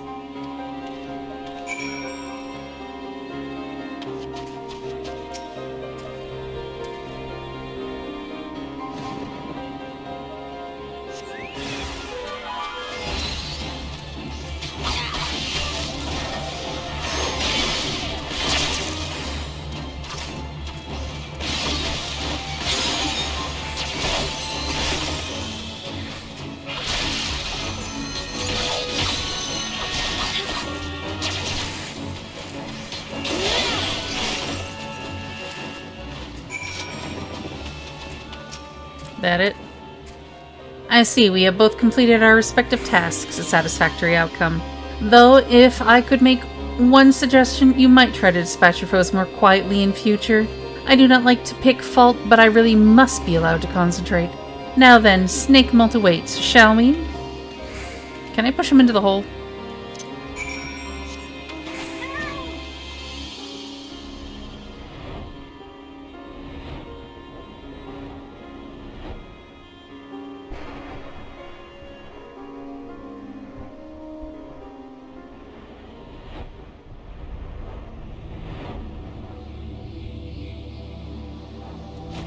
Right about here, yes. As before, I would ask that you keep an eye out for dangerous beasts as I work.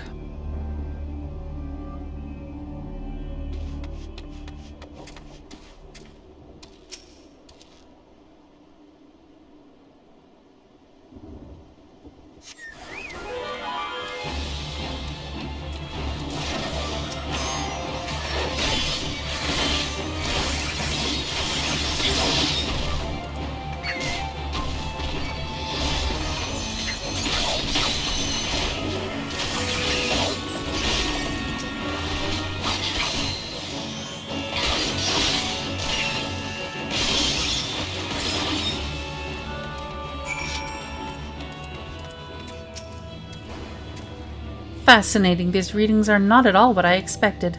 Though perhaps that should come as no surprise. I'm not given to superstition, but there is a odd, almost blasphemous air hereabouts.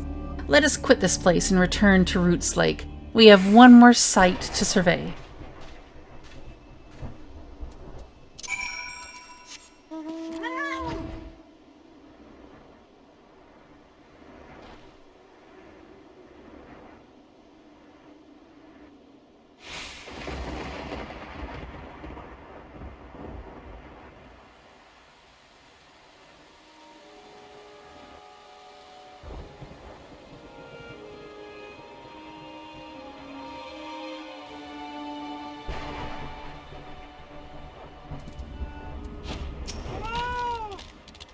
As before, my guardian, pray lead me to my task and ensure our safety.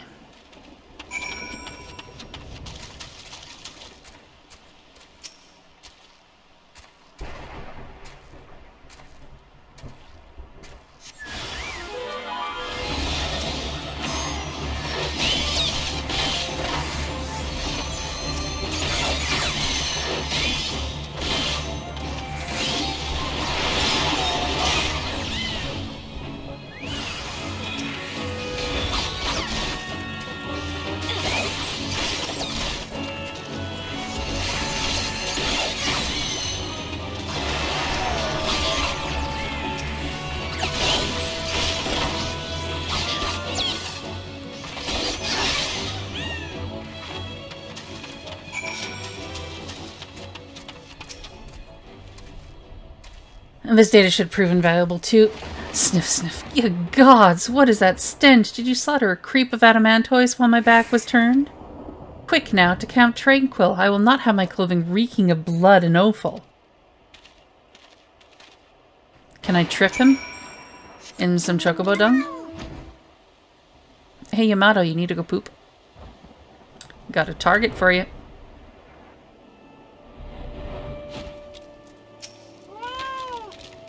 You chose to paddle in the Ichor a while longer, I take it. No matter, I took advantage of my unexpected privacy and performed a cursory analysis of my data. It would appear that there has been a measurable decrease in Eorzea's ambient aether concentration since the calamity. However, this data is far from conclusive. We must take additional measurements to confirm my assessment. The least among us. Who better to serve the signs of the Seventh Dawn than a humble scholar and his faithful assistant? No. For our next survey, I would have you escort me to Earth's font. The ambient aether concentrations there are so high that crystalline structures form spontaneously. Consequently, anomalous fluctuations should be much easier to detect. Brilliant, yes? No, don't bother answering, that was rhetorical. Now, come along.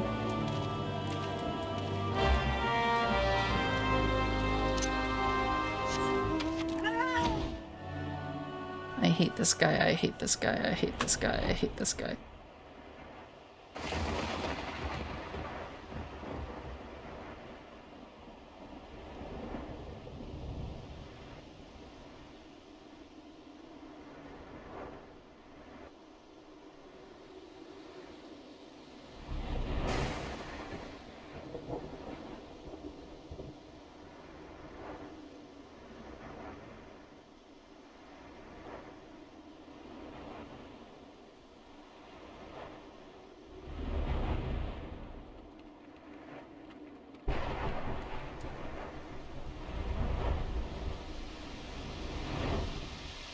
Can we summon Odin and run away?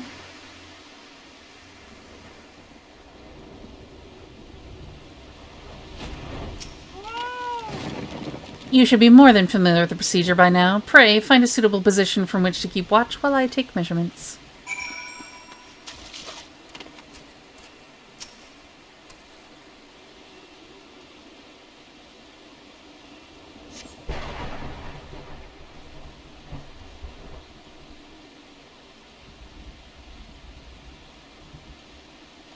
Yes, quite high, yet still remarkably lower than the historical measurements taken near the end of the Sixth Astral Era. Could the presence of a primal account for the difference? Or is there something else? Something else.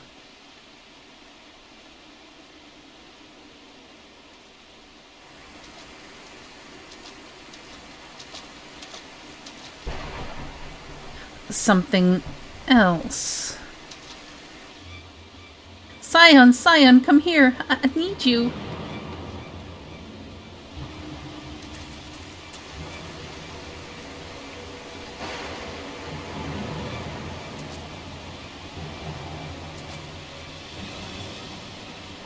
Fear not, my friends, help has arrived.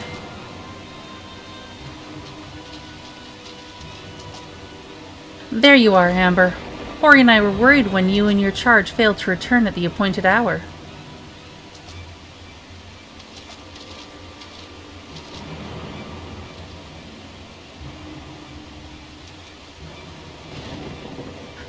Gutted like a hog.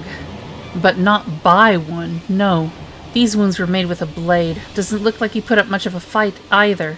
Nary a mark on his sword or his shield. I've heard nothing of any Crystal Brave operations in this area. What cause had Wilrid to come here? What should we do? We will see to the scholar's protection, Amber. Aye, and the boy's remains. You should return to the Rising Stones. The antecedent will want to know what happened here. Okay. And so do I.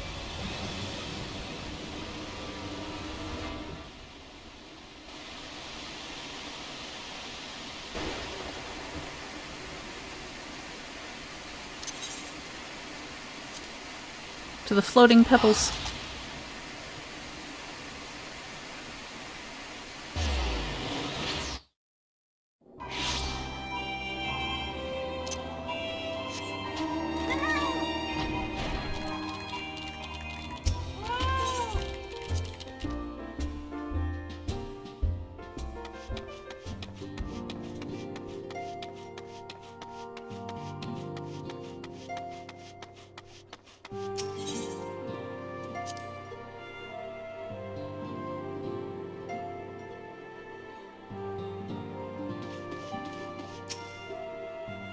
Amber, you are returned, and you seem troubled. Did the role of escort chafe so?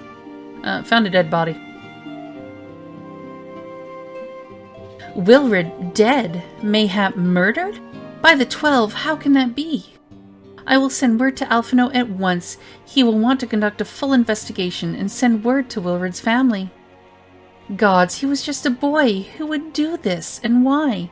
But I am sorry, Amber. Doubtless this weighs heavy on your heart, and we have already imposed upon you so much. Pray, take some time for yourself. I dare say you have more than earned a respite. After all, we will be most busy with preparations as the banquet draws near.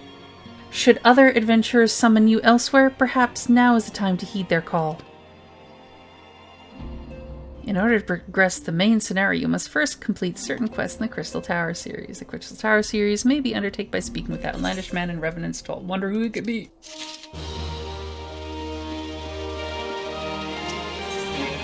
Now we Crystal Tower. Eventually. Because there's lots of talking to get through.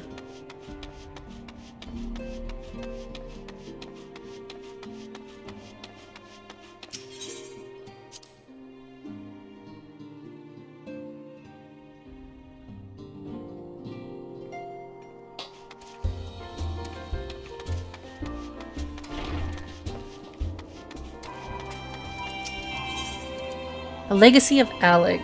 An oddly garbed man visiting Revenant's Toll has some information which might be of interest to an experienced adventurer. Do I know you? Ah, unless I am very much mistaken, you are the famed adventurer who bested the Garlean Empire's general, are you not? The great Amber herself. Amazing!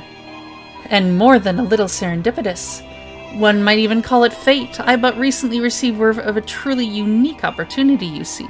An opportunity the like of which none but one of your proven worth could take advantage. The reward? Not less than the accumulated knowledge of a fallen civilization. The risk? A single misstep could cost you your life, but what is a little danger to a storied hero such as you? A woman with absolute confidence in her own abilities stands to profit handsomely from this venture. No, I crave no recompense for my part in bringing this opportunity to your attention. The historic discoveries you shall make will be reward enough, I assure you. If my words have fanned the flames of curiosity, then I bid you seek a man by the name of Ambrose at St. Conix Fine. It is he who stands at the doorway to untold marvels, awaiting the arrival of a champion bold enough to march across the threshold.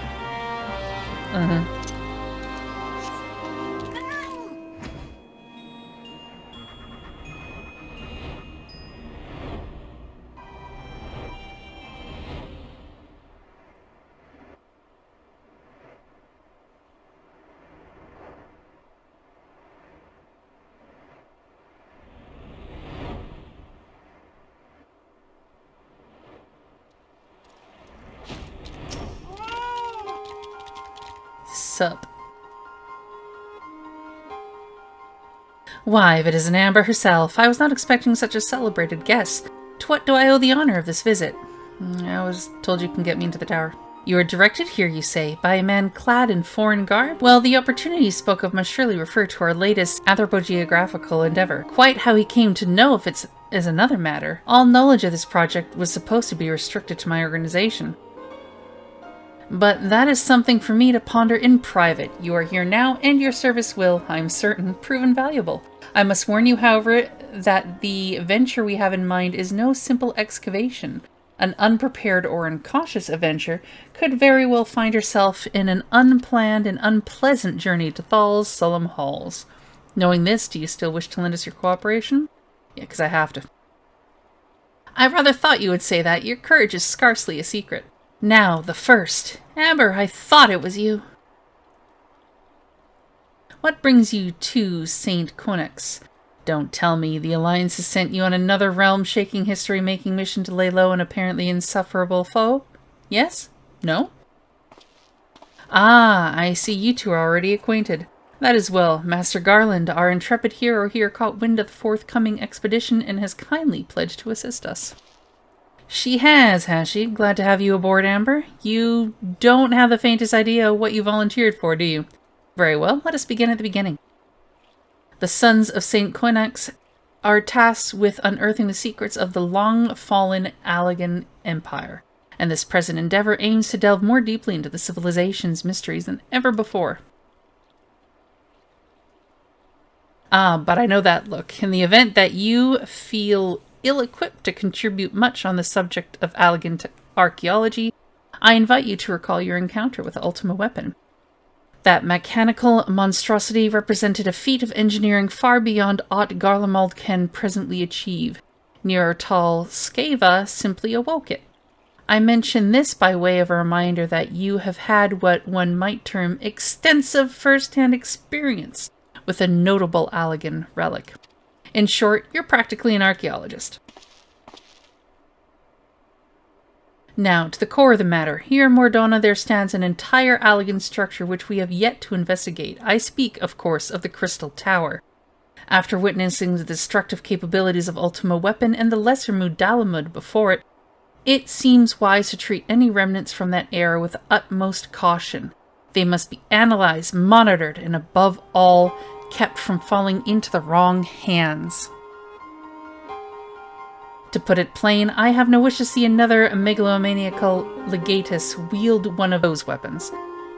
It was this thought which first moved me to contact the Sons and propose that the tower be explored.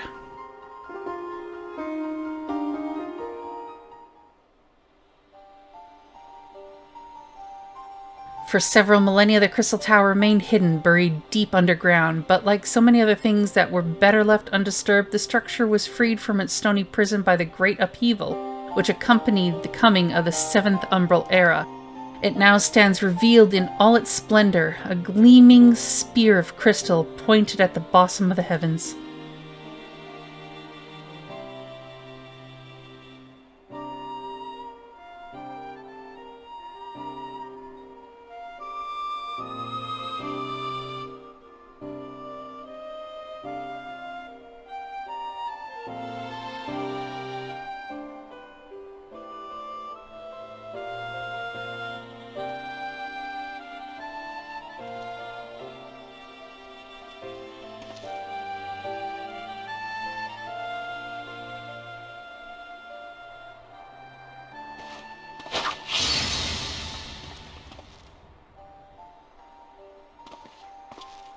We believe the tower to be the repository of much of the ancients' wisdom. Unfortunately, its entrance is guarded by formidable defenses, and we cannot so much as peep through the keyhole, much less set foot inside.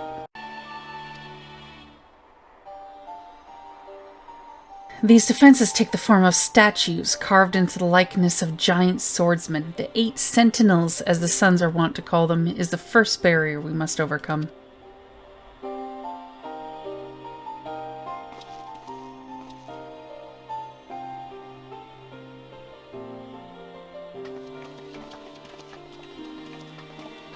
Why not simply fly over them in an airship, you ask?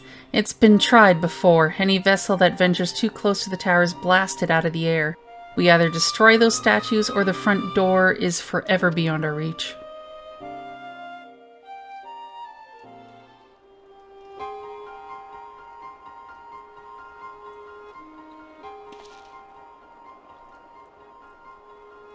My colleagues and I are ill-suited to negotiating such deadly hazards.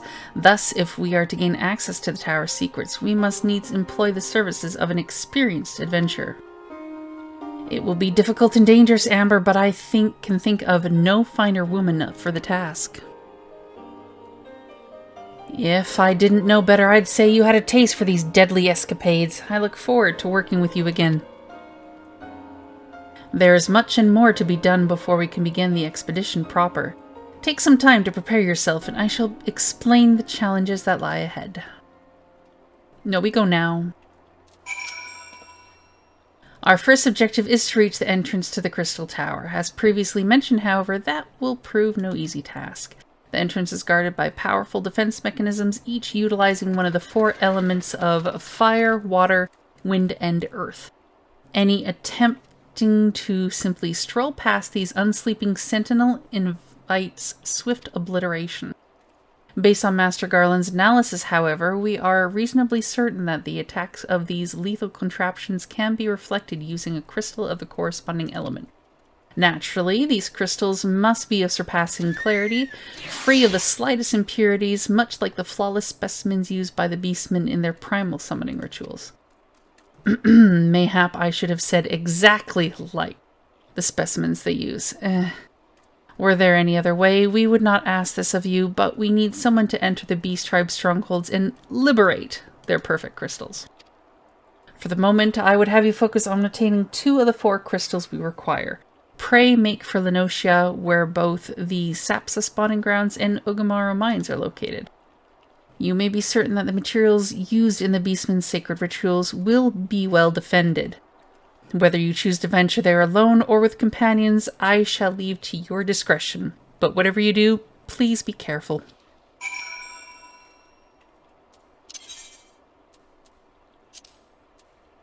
Pretty sure I can handle this alone. Just a thought.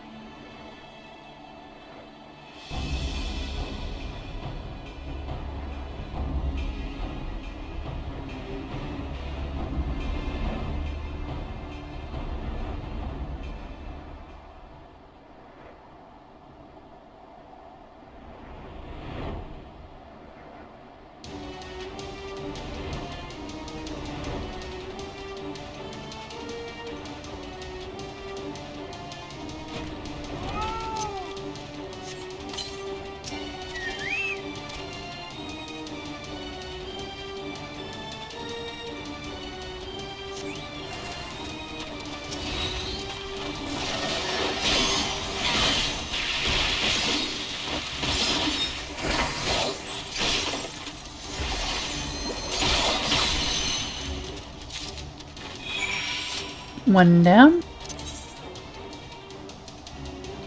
One to go.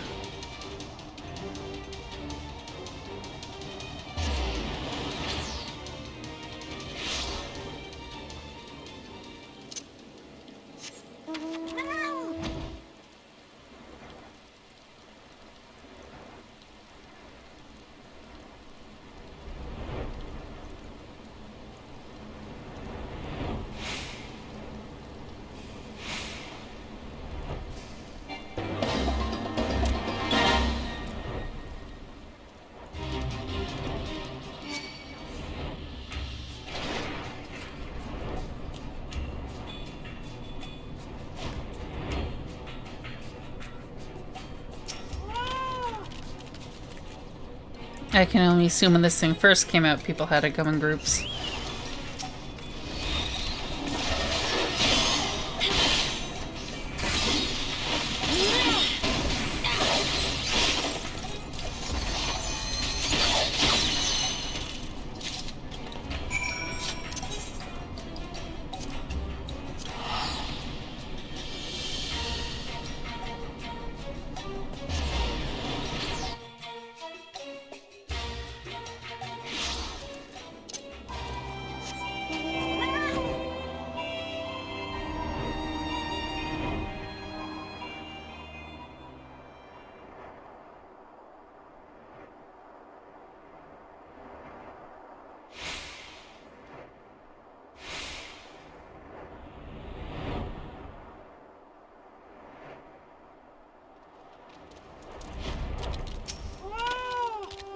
How progress your efforts in infiltrating the Beastman's strongholds?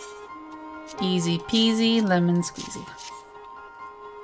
So, these are the famed flawless crystals of the Beast Tribes. I have seen countless specimens from I know not how many excavations, but nothing to compare to these. Their purity is astounding. You have done well, Amber. With these in our possession, we lack only the crystals of the fire and wind. The former lies in Zarak, the war camp of the Amalja and Thanalan, the latter in Nadalin, the roost of the Ixal and the hills of Kurthus. You can expect them to be as closely guarded as the first two, if not more so. Still, I look forward to receiving word of your resounding success.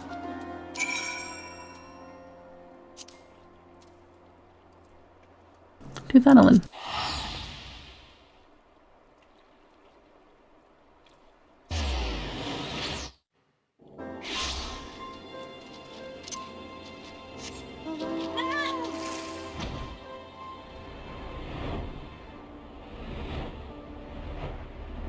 Yeah, so foggy.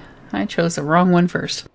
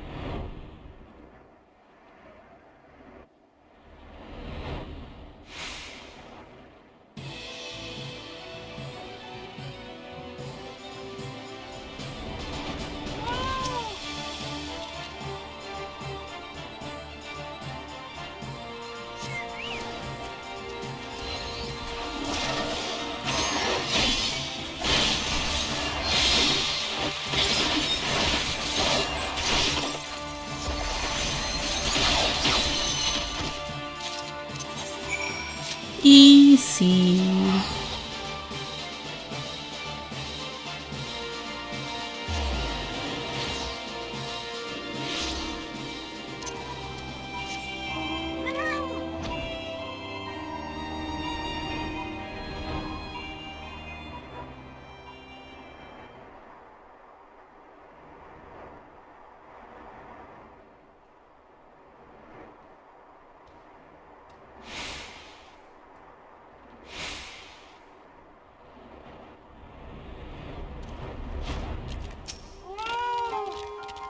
Amber, it is good to see you. Tell me, were you able to obtain the remaining crystals from the beastman? Here ya go. I said, here you go, thank you. Wonderful, with all 4 crystals in hand, we are now ready to proceed to the next stage of our preparations. I hope I did not give the impression that we would be embarking on our journey to the Crystal Tower just yet. Alas, there is another step which must be completed ere we come to that. While the crystals you acquired are indeed flawless, they are of little use to us in their present form. If they are to reflect the elemental forces of the tower defenses, they must needs be cut and polished, a process which calls for a very particular set of materials. Procuring them will be a challenge in itself, I fear. Needless to say, we will be requiring your services once again. Sanding it down. Ramrose wishes to proceed with the shaping of the flawless crystals. If the flawless crystals you procured for us are to retain their elemental purity during the shaping process, a very specific set of abrasive substances will be required. Well, I say substances, but one might as well just call them one substance, namely ether sand, which has 4 elementally aspected varieties. Alas, ether sand is neither common nor cheap. Indeed, it is not unusual for the abrasive to exceed the value of the precious stone it is used to polish. Given the rarity of the materials in question, the Goldsmiths Guild in Ul'dah seemed the likeliest place to purchase the quantity we required. When I contacted the guildmaster, however, I was informed that no aether sand was currently available. Though I requested that word be sent as soon as new stock came in, I have yet to receive aught but apologies. I should mention at this point that I placed the order some time before you procured the flawless crystals. That took 2 minutes, so, no. I am well aware that acquiring ether sand is no small feat, of course, and I am not an impatient man, but I fear the more we delay our investigation, the greater the risk that the tower's secrets may fall into the hands of other, less savory parties. That is why I wish to entrust you with the payment for our purchase, and send you to speak directly with Guildmaster Serendipity. Mayhap the presence of such a distinguished personage will spur the guild into action. In any event, it is my hope that when next we meet, you will have found at least one of the 4 varieties of aether sand we require.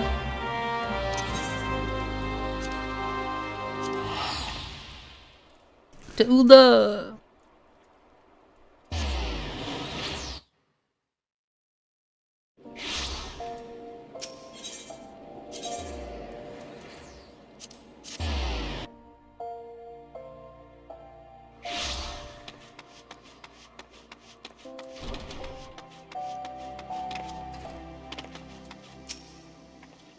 Ah, mistress.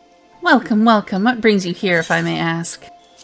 Here's money. I want sand.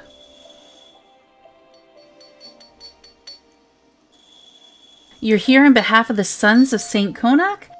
What fortunate timing. I was just about to contact Master Ambrose with the news that we finally managed to acquire a quantity of fire-respected aether sand. I'm afraid it may be some time before we can supply the other 3 varieties, but you are welcome to settle accounts for that which we have now. Pray speak with Jemimine over the... Okay. I do beg your pardon. It seems she's assisting another customer. Come on, there must be something you can do. Without the sand, we'll have to rethink our whole design. I sympathize with your plight, sir, but as I explained, the aether sand in question is already spoken for. If you'd like to reserve the next shipment, then I would be happy to accept the funds you've offered as partial payment. Partial? Are you saying it's not good enough? Or not enough? I'm already stretching our research budget as it is. I suppose a man can do without a midday meal for a year or 2. Amber, it's been too long. What brings you here, then? Got your eye on something expensive, have you?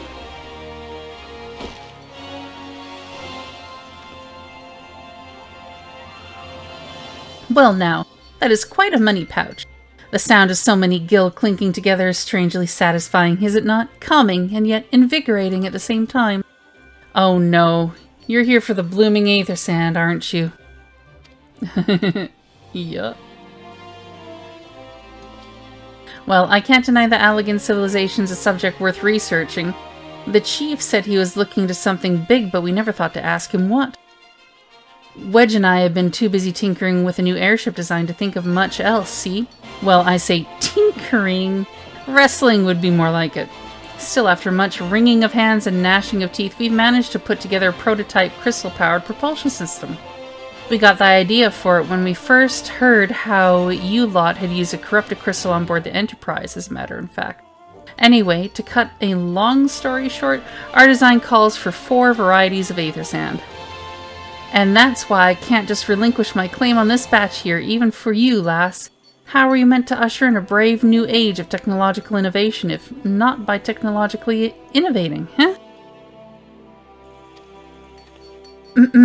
While I hesitate to interrupt such an impassioned speech, duty compels me to point out that this lady is a representative of the organization that reserved the aether sand in question, to mention nothing of the fact that her purse is considerably larger than yours.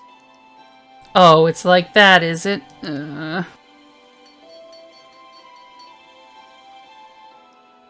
Alright, this batch is yours. I'll let you have it, but if you're gonna take my sand, it's only fair that you grant me a role in this project of yours. I'll take that as a yes. It's not every day you get a chance to experiment with the wonders of the ancients. With any luck, they'll inspire me to think up another technological innovation or two. Yeah, you didn't give me much choice to say no there, but okay.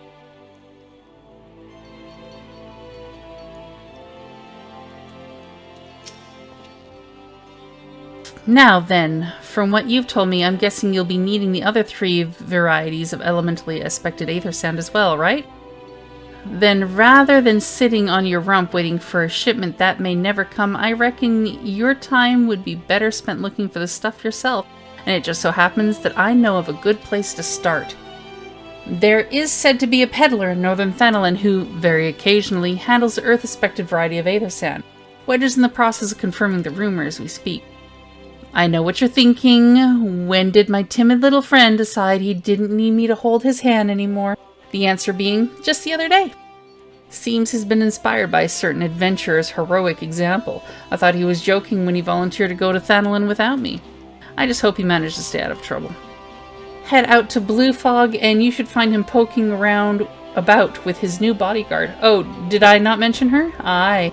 Wedge thought it might be wise to hire an adventurer to accompany him, just in case your heroic example turned out to be less inspiring than he first thought.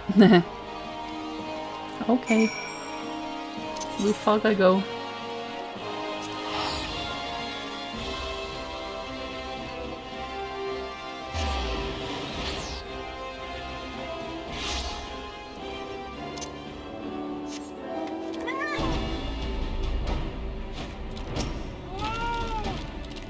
Save your greetings. If you're looking for a hired blade, then you'll have to look elsewhere. After the day I've had, the only company I crave is the squat, silent type. The type that has a handle and holds no less than a pint of ale. You wish to hear my tale? I warn you, 'tis no stirring epic. But as you asked, my employer, a Lalafellan lad, wished to pay a visit to a peddler who deals in some manner of special sand. I forget what it was called, but it's apparently worth a small fortune. Anyway, when we arrived, the man claimed his sock has been stolen by bandits. Determined not to return empty-handed, we crept into the bandits' stronghold and set about locating the stolen goods. Long story short, alarms were raised, rogues were awoken, and we fled in a blind panic. I was separated from my employer in the confusion, and I have not seen him since. Oh, a friend of yours, see? Then you'd best be prepared for the worst. 'Tis just possible the poor sod may yet be lost in the old Amiga Mithril mine, but I fear the bandits will have caught up with him by now.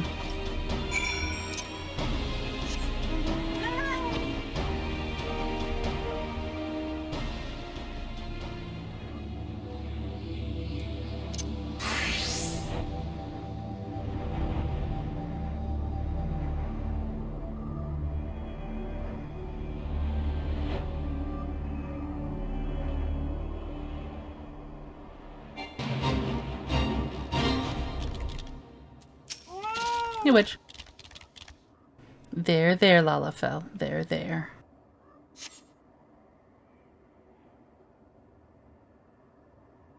How could I be so stupid sneaking to a bandit's lair? It's just not the sort of thing I do, and now I'm gonna die for it. No, I just need to keep calm. I can do this. I can be brave. I'm going to stand up, and I'm going to walk out of here. Here we go.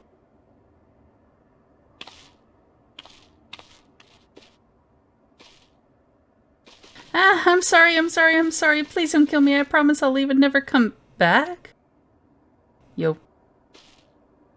Amber, is it really you? But how did you find me? Can you smell fear?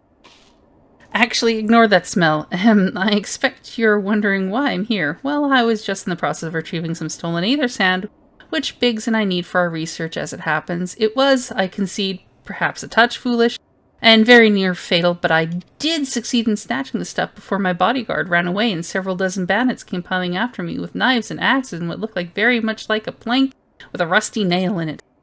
Anyway, the important thing is that the stolen aether sand is right here in my oh dear. Must have fallen out when I was, taking evasive maneuvers. It seems I won't be leaving this infernal place for a while yet. Yeah, I need it. I'll go get it. You'll find the aether sand in my stead? Okay. Oh, thank the gods, you're a true friend, Amber. I hope the search doesn't prove too troublesome. The bandits don't seem to care much for visitors.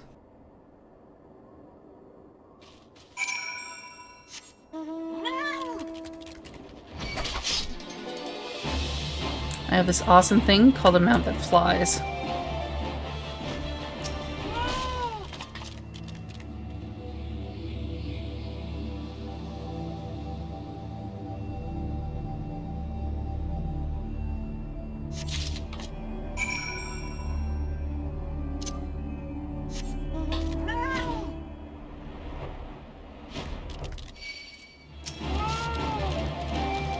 Amber, have you had any luck locating the aether sand? Here you go. Yes, that's it. I must return to the workshop at once and tell Biggs the wonderful news. What's that? You're also on a mission to collect aether sand, and you're working with the chief? A treasure trove of Allagan knowledge, you say? I see. Then you should really be the one to have this. Biggs and I are far from exhausting all possible avenues of airship innovation, but it sounds as if your problem can't be solved by any other means. This expedition of yours sounds jolly interesting, I must say. I'm half inclined to join you. In fact, I think I will. Any adventure worth the chief's time must be worth a look. Right, I'm more than ready to leave this awful place behind, and you should return to Moenbryda with that aether sand before there are any more, little mishaps. Be sure to keep a close eye on your pockets, Amber. Well, yeah, it's kind of sand. I think I should.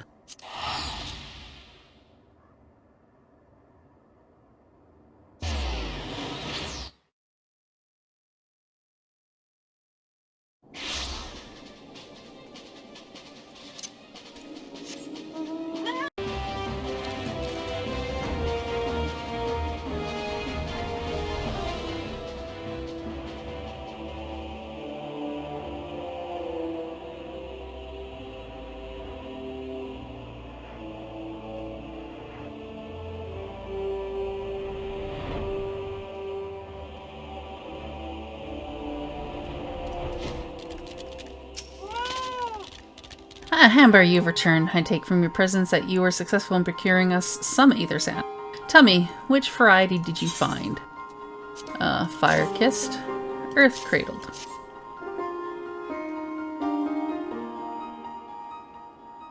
I see, 2 varieties. Well, that is 2 more than could reasonably be expected, and 2 less than I had hoped you would say. Forgive my flippancy. You have done well, truly. If all goes to plan, we need no longer fear death by fire or earth. Master Garland, if you would be so kind as to prepare the relevant crystals. I shall set to work immediately. Truth be told, I've been looking forward to this. One does not encounter materials like these every day. Speaking of which, how in the 7 hells did you find them? Mistake me not, old friend. I know only too well how capable you are, but aether sand isn't something you simply find gathering dust at the back of a merchant's rare gem cabinet. You had help from Biggs and Wedge? Trust them to design a revolutionary new engine the moment I turn my back. How's a genius meant to rest on his laurels when his employees are so damnably inventive, huh? And now they're determined to join us, are they? Typical. I jest, of course. It will be good to have them around. Still, as a matter of professional pride, let's endeavor to procure the 2 remaining varieties of either sand before they arrive, shall we? Tell me, Rambros, have we any information on where the water and wind aspected types might be hiding? Not as of yet, but I have made certain arrangements. We shall soon see if my efforts have borne fruit. Forgive me for observing, but you seem less than enthusiastic about that prospect. If there is a compilation, I'd rather we discuss it now than risk jeopardizing the expedition. Mayhap an explanation is in order, but first let us savor the preliminary victory that Amber has won for our cause, if only for a moment. No. Let's get on with it. Money.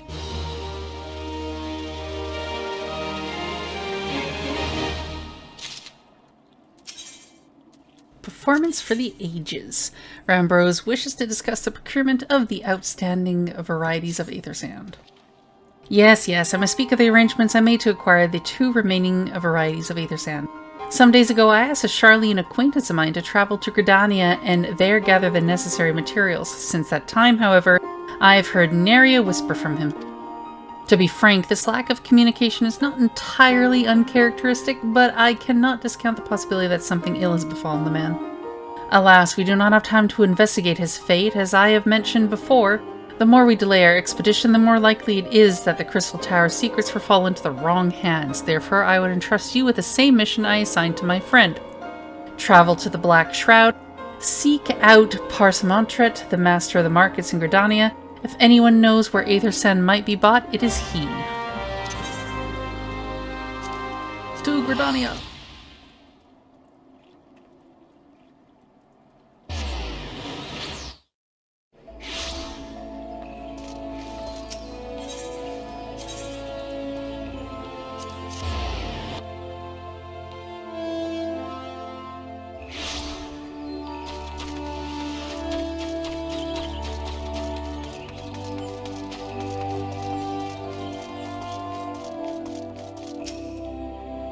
Yes, I'm sorry. Did you say you wish to purchase Aether Sand? Forgive me, madame, but have you the faintest idea of the rarity of the material you seek? Why, I have not seen as so much as a grain of Aether Sand in these markets for many a long year. I could tell you where one might mine the ore from which the water-respected variety of the abrasive is derived, but only a desperate fool would willingly set foot in the place. You seem deterred. Very well. Are you familiar with Earth's Gift? That is where the ore is to be found, in an area inhabited by a particularly pernicious hog. Should you encounter the Betus Nightmare, you will know that you are in the right place, albeit at the wrong time. Farewell!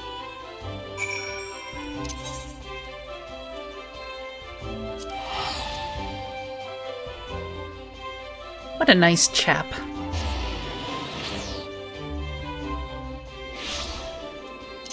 Go here, find sand, get wrecked. Well, pretty much what he said.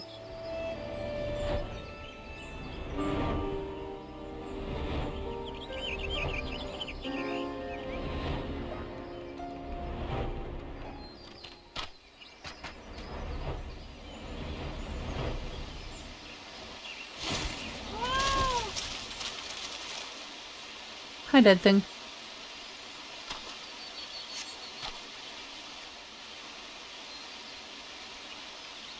You are too late, adventurer, and not only for the entertainment, you will find no trace of the ore which but recently lay here. Nay, not so much as a speck.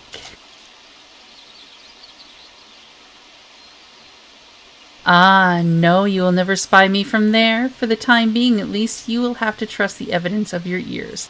Now stop squinting at the foliage and listen. As I told you, the water-blessed mineral you hope to find is gone, taken by me. A victory has made me magnanimous, however. Accordingly, I have decided to share the location of an alternative source of Aether Sand with you, the Wind Touch variety to be specific. I trust I have your attention. Good. A band of Ixal in the North Shroud keeps a quantity of the abrasive for the purpose of removing impurities from lesser crystals. Well, do you mean to dally here all day? Make haste, adventurer, before I snatch another prize from under your nose. This has to be a race. The Xali logging grounds in the North Shroud shall be our destination, and that is where the real amusement will begin. May the best man win.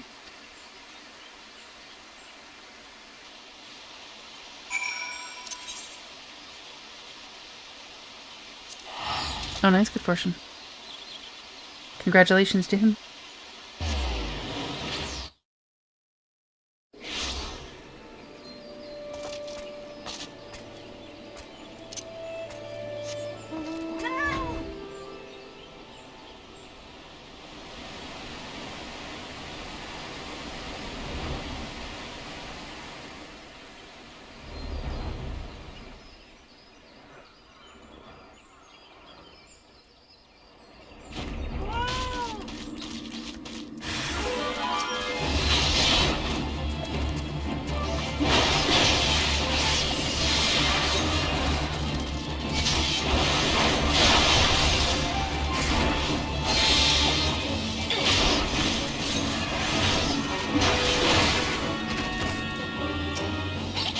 Gimme, gimme.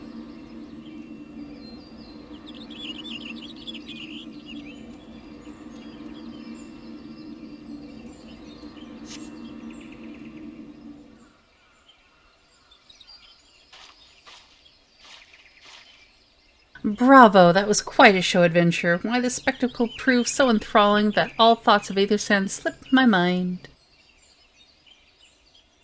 I appear to have forfeited our little race. Congratulations, the Wind Touch abrasive is yours. And yet, having been treated to such a memorable performance, I cannot help feeling that the greater prize is mine. This inequity must not stand. I insist that you accept a token of my appreciation.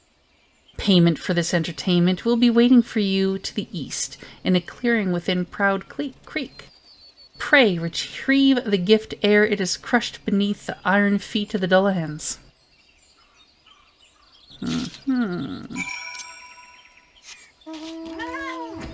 Well, weird person, it's probably my Aethersan, right?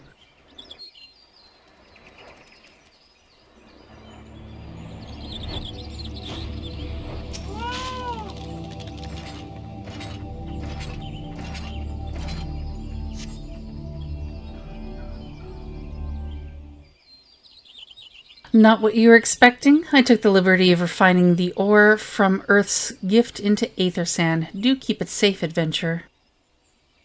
Lest you accuse me of playing games, you should know that the thought of relinquishing my prize never once crossed my mind until I saw you in action. Such deeds must needs be rewarded.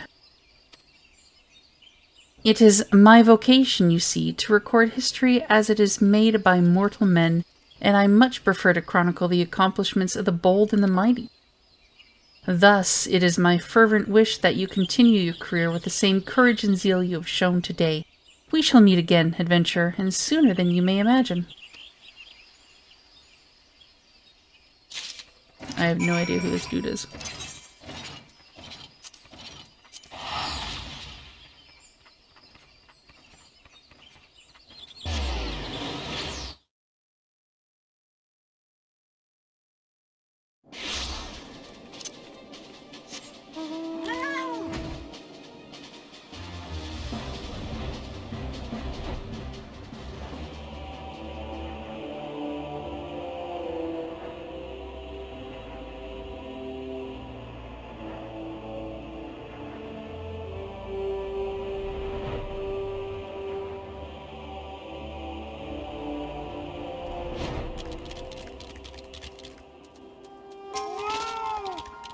What news of your mission? Are we any closer to acquiring the remaining abrasives?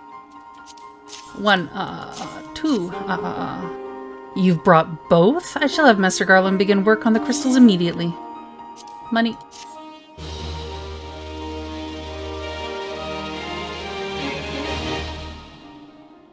There, that should do the trick.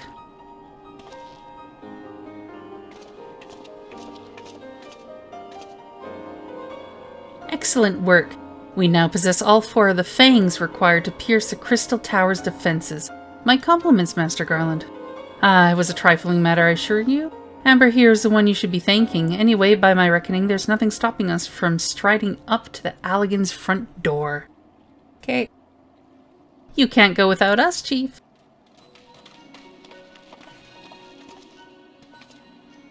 Biggs, Wedge, come to lend a hand, have you? Well, it's not every day you get the chance to study the wonders of the Allagan Empire, is it? Their technology makes Garlemald's look ancient. I appreciate your enthusiasm, lads, I really do, but we're not here to take this knowledge for ourselves. Twice in the last decade, the promise of unimaginable power has prompted men to meddle with technology they do not understand, and the realm has been dragged onto the very brink of oblivion on both occasions. We shall not be so irresponsible as to risk another. Wedge, do you recall our company's creed? Yes, Chief, it's freedom through technology. Exactly, freedom. When we forsook our homeland, we swore that we would have no truck with machines that could be used to promote tyranny. That has not changed. Should you feel tempted to break your oath, remember this. The wonders of the all-knowing Allagan Empire could not save their civilization, and have damn near doomed us. Twice. This is why we must explore the Crystal Tower, and, if needs be, seal away its secrets.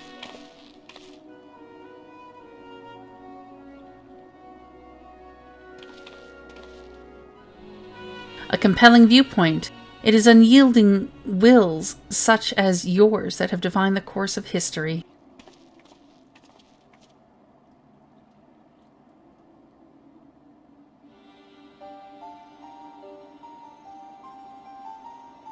So you return at last. What, pray tell, has kept you so wholly preoccupied that you cannot spare a moment to inform me of your progress or preservation?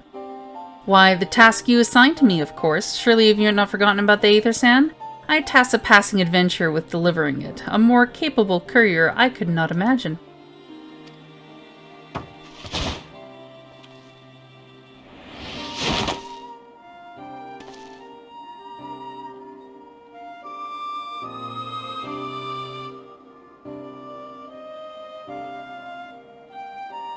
Greetings, adventurer. Did I not say we would meet again? I believe an introduction is in order. I am Grahatia, one of the students of Baldessian. I look forward to joining you on your groundbreaking expedition. Grahatia has been assigned to the project as an observer. I hope you will forgive him his eccentricities and welcome him as one of our own. Okay. So then, our fellowship is complete, and all stand ready to step into the unknown. 3 cheers for Noah! Noah? That is the name I have chosen for our little collective. Given our differing backgrounds, we cannot very well call ourselves the sons of Saint Konak, can we? And we must have a memorable appellation if our venture is to leave its mark in the annals of history. I could claim that Noah stands for Nominated Observers of Artifacts Historical, and so it does technically, but my true reason for choosing this name stems from the fact that is shared by a vaunted Allagan Archmagus. An Archmagus? I like the sounds of that.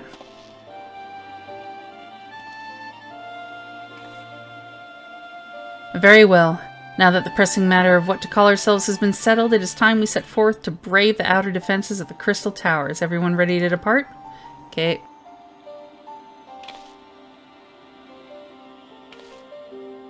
Ready!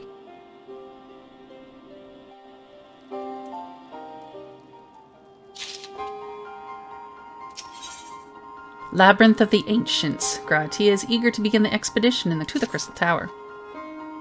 Esteemed colleagues, the secret of ancient Allag beckon. Let's not keep them waiting any longer. Adventurer, you and I will join the engineers at Crystal Tower's main gateway, where we will endeavor to neutralize the structure's outer defenses. Round Bros, meanwhile, will remain here and oversee the operation. Given my knowledge of Allagan history, it seems logical that I should lead the expedition myself. Though I admit the role does not exactly befit my status as an observer. Still, we can but make use of the resources at hand. Assuming all are in agreement, let us proceed forthwith to the large, lopsided gate found to the southeast.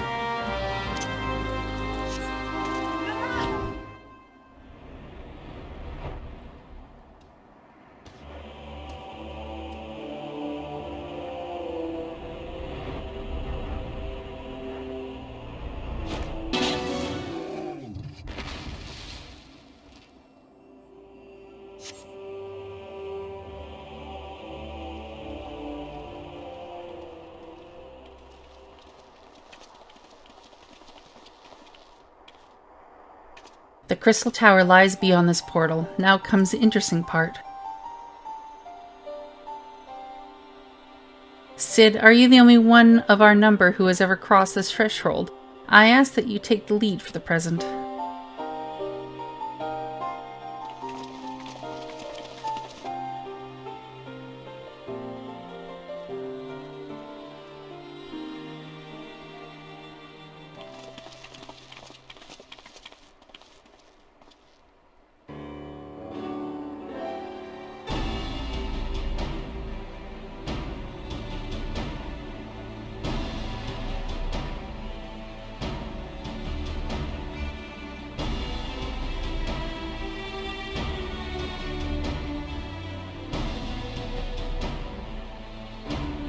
I see the energy radiating from the statues is palpable. Lucky for us that it is. One might otherwise stroll past them. Feast your eyes on the elemental defenses which prompted our lengthy preparations. These sentinels prevent would-be intruders from advancing to within 20 yalms of the tower's inner reaches.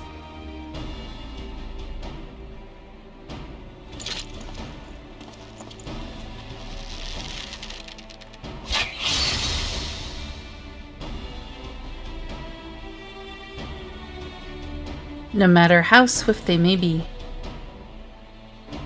Happily, the crystal fangs we took such pains to craft should spare us the inconvenience of instantaneously annihilation. Here, allow me to demonstrate.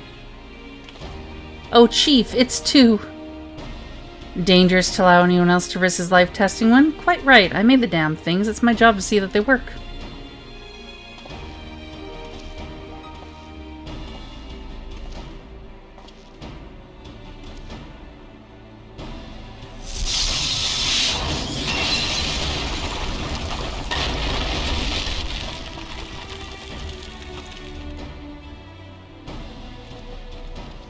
Success. I, for one, am convinced. Friends, ready your fangs.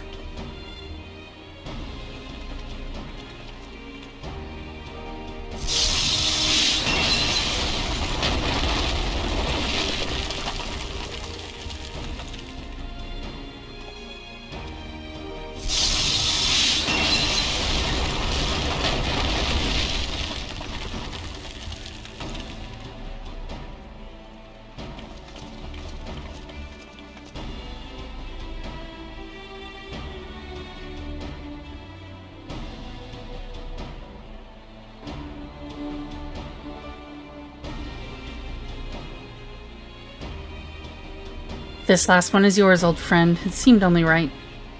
Okay.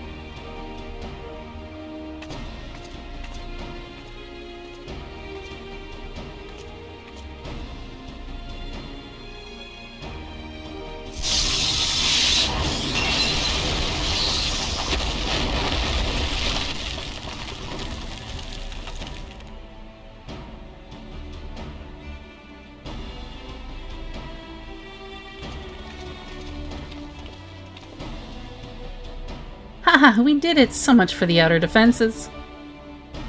Indeed, the entrance to the tower is near at hand. My blood fairly sings with anticipation. Speaking of blood, I have a proposal for the next stage of the expedition. I suggest we wait here while Amber and a hand-picked party of her adventuring companions enter the tower. What? Without us? I thought we came here to survey the entire structure. We did, and we will, but our investigations must proceed at a more measured pace. If the outside of the place is this well defended, could you imagine what awaits us on the inside? Only a true hero could reasonably hope to brave the hazards ahead and live to tell the tale. Amber here fits that description better than anyone I know. And it is not as if we shall be idle in her absence. While Amber and her companions are risking life and limb to beat us a path to the tower, we can set about analyzing this rubble for evidence of how its technologies function. Your knowledge of ancient lore will be invaluable in that endeavor, historian Grahatia. Bah, do you ever tire of being right, old man? Amber, as it seems I won't be accompanying you, allow me to at least provide some instruction. The maze that surrounds the base of the tower is known as the Labyrinth of the Ancients. During this initial foray, I suggest you concentrate on ridding the place of hostile enemies. When you are reasonably certain the maze is secure, contact me via link shell and we shall join you post-haste, no matter what Master Garland says. Though we would prefer it if any relics you encounter remain intact, you have leave to do whatever is necessary to secure ingress to the upper levels of the tower. Fortune go with you, Amber. Okay.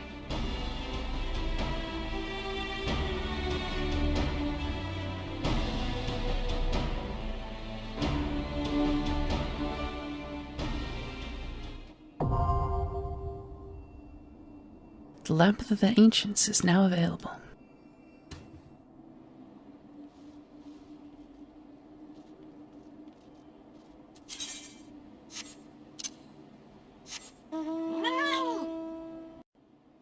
No, where's this? 54 spot. What? Oh, wow, yeah.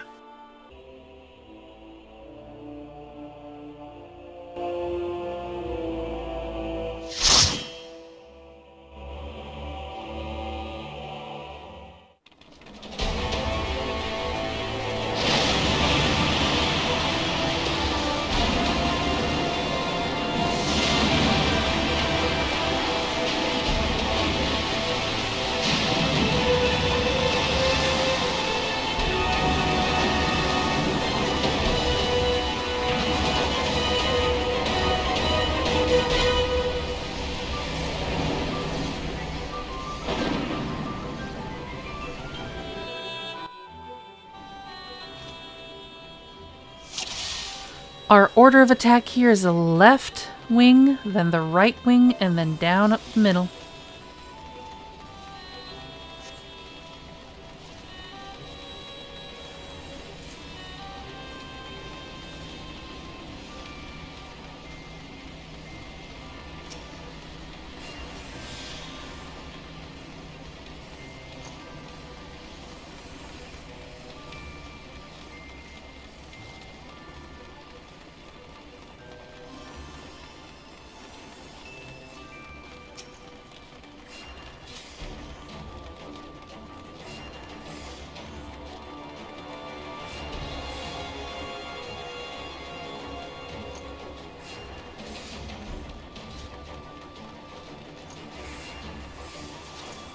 So for this first trash pat, if you are going near the Velfours, make sure you stand off to the side because they will do a tail sweep behind them and shoot a laser in front of them in a conal for both.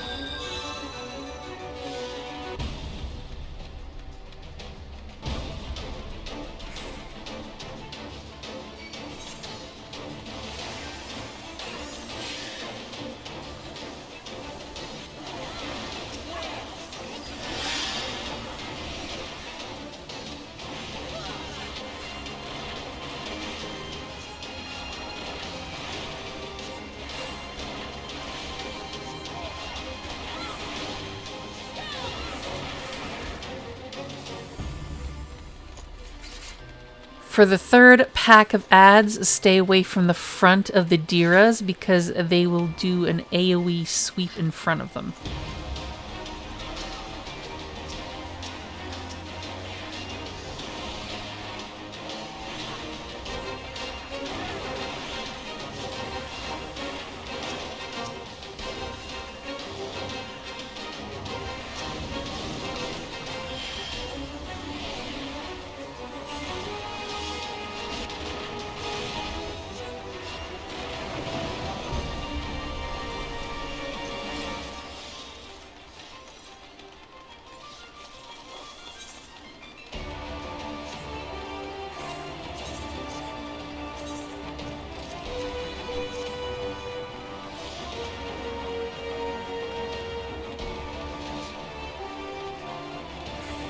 Now for this boss, tanks will generally pull it to one of the further platforms in the room. Make sure you stay on the raised platforms as with the adds. Occasionally the bone dragon will spawn adds. You must kill these down because when the bone dragon dies, they all resurrect and go towards the dragon. If they touch the dragon, they will do massive damage to your entire party. If you don't touch adds at all and they all make it to the dragon, there's a good chance your party's gonna wipe.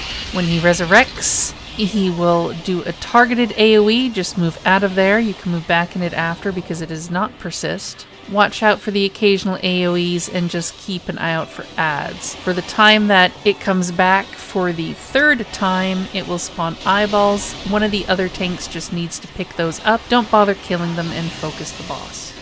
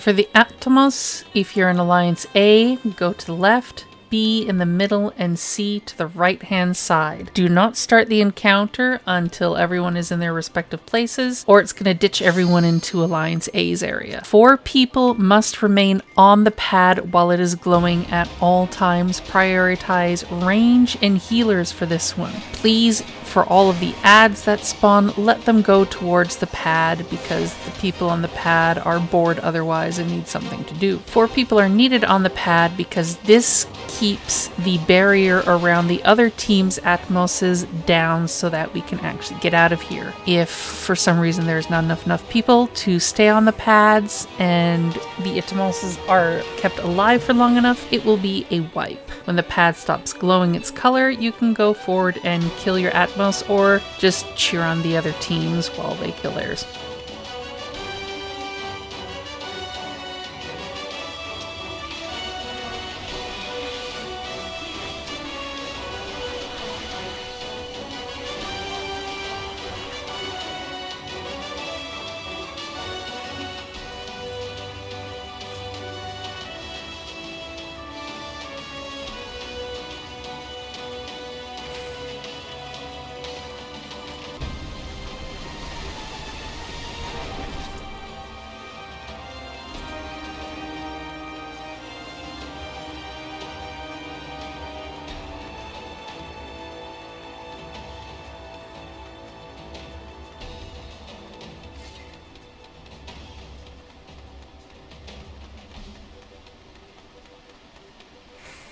Now for this boss, only the team that has a tether and that ghost buff, which means you will notice if you are one of them, you will start to be partially see-through, can attack the boss. Everyone else should focus on adds. There's going to be some succubi that spawn, as well as things, these little ghost things that target the magic pots. You want to focus the ones targeting the magic pots first. Other than that, stay out of the AoEs, kill the adds, and wait for your turn to attack the boss. Chances are, if you're Team C, you're not going to have to worry about that at all.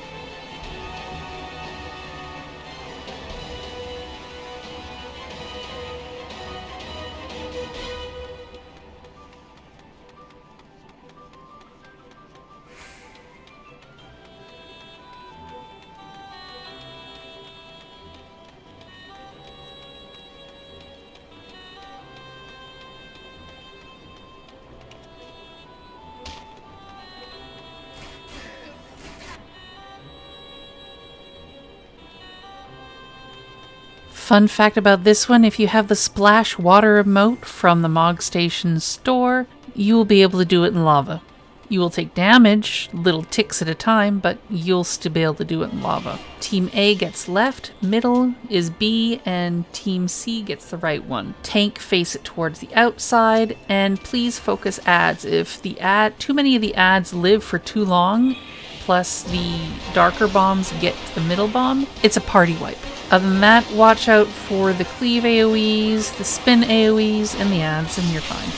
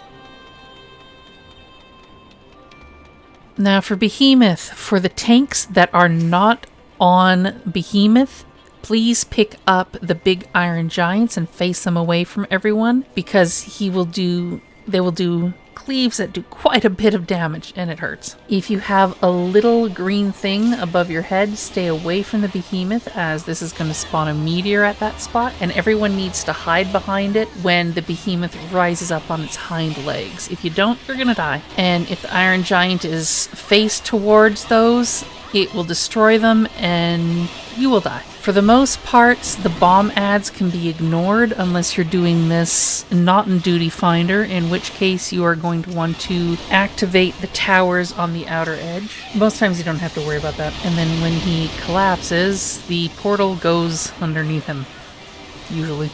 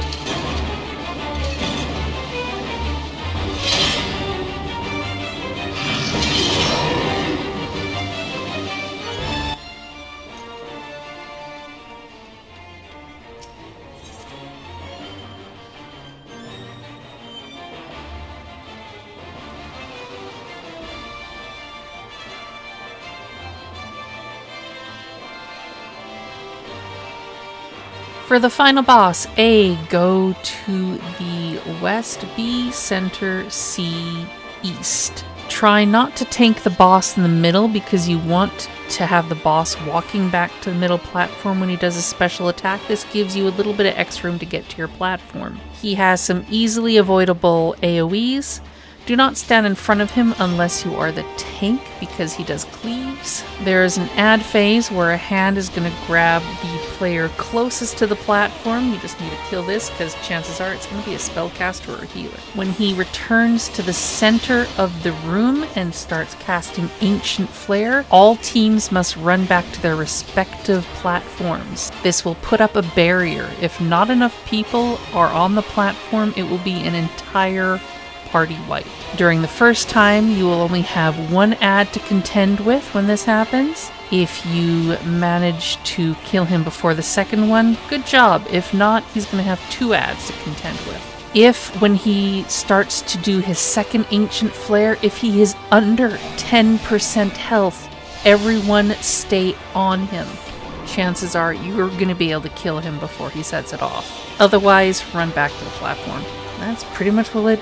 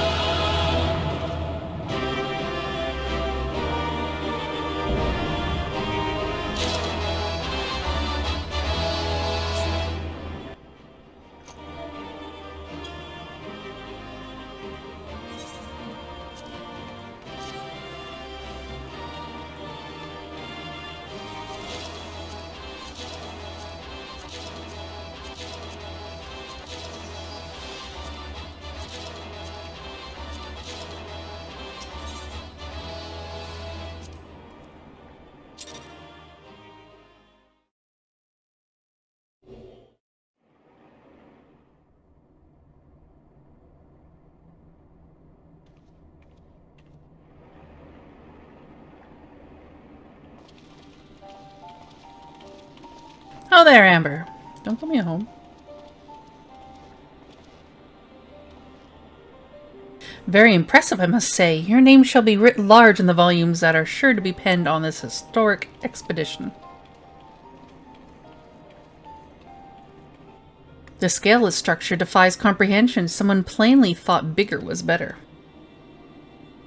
According to the findings of my Baldessian colleagues, a crystal tower was constructed to collect and store the endless energies of the sun, a characteristically ambitious undertaking. Now, what are the tower's inner defenses? Judging by your haggard expression, clearing out the labyrinth was no small feat.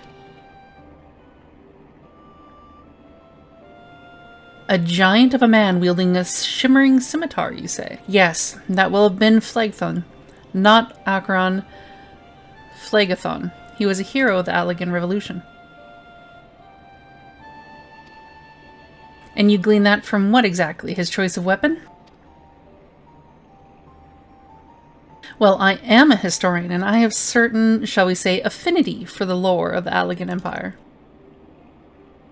It is, of course, all knowledge gleaned from musty scrolls and tomes. The ancient texts claim that the ancient tower is defended by the champions of Eld, resurrected and augmented through the Allegan's extraordinary technology. Chief, you need to see this.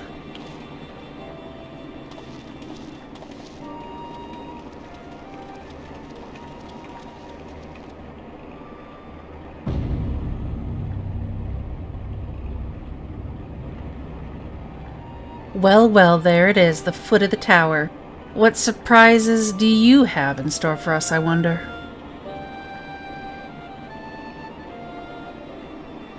I I can't tell you how glad I am to have you with us on this little jaunt. Old friend, had you not beaten a path through the maze, I very much doubt we'd be standing here now. Well, we have much to discuss and digest. Let us retire to St. Quinax. Find for the present and there plan our next step. Lest there be any doubt, our expedition has some way to go yet.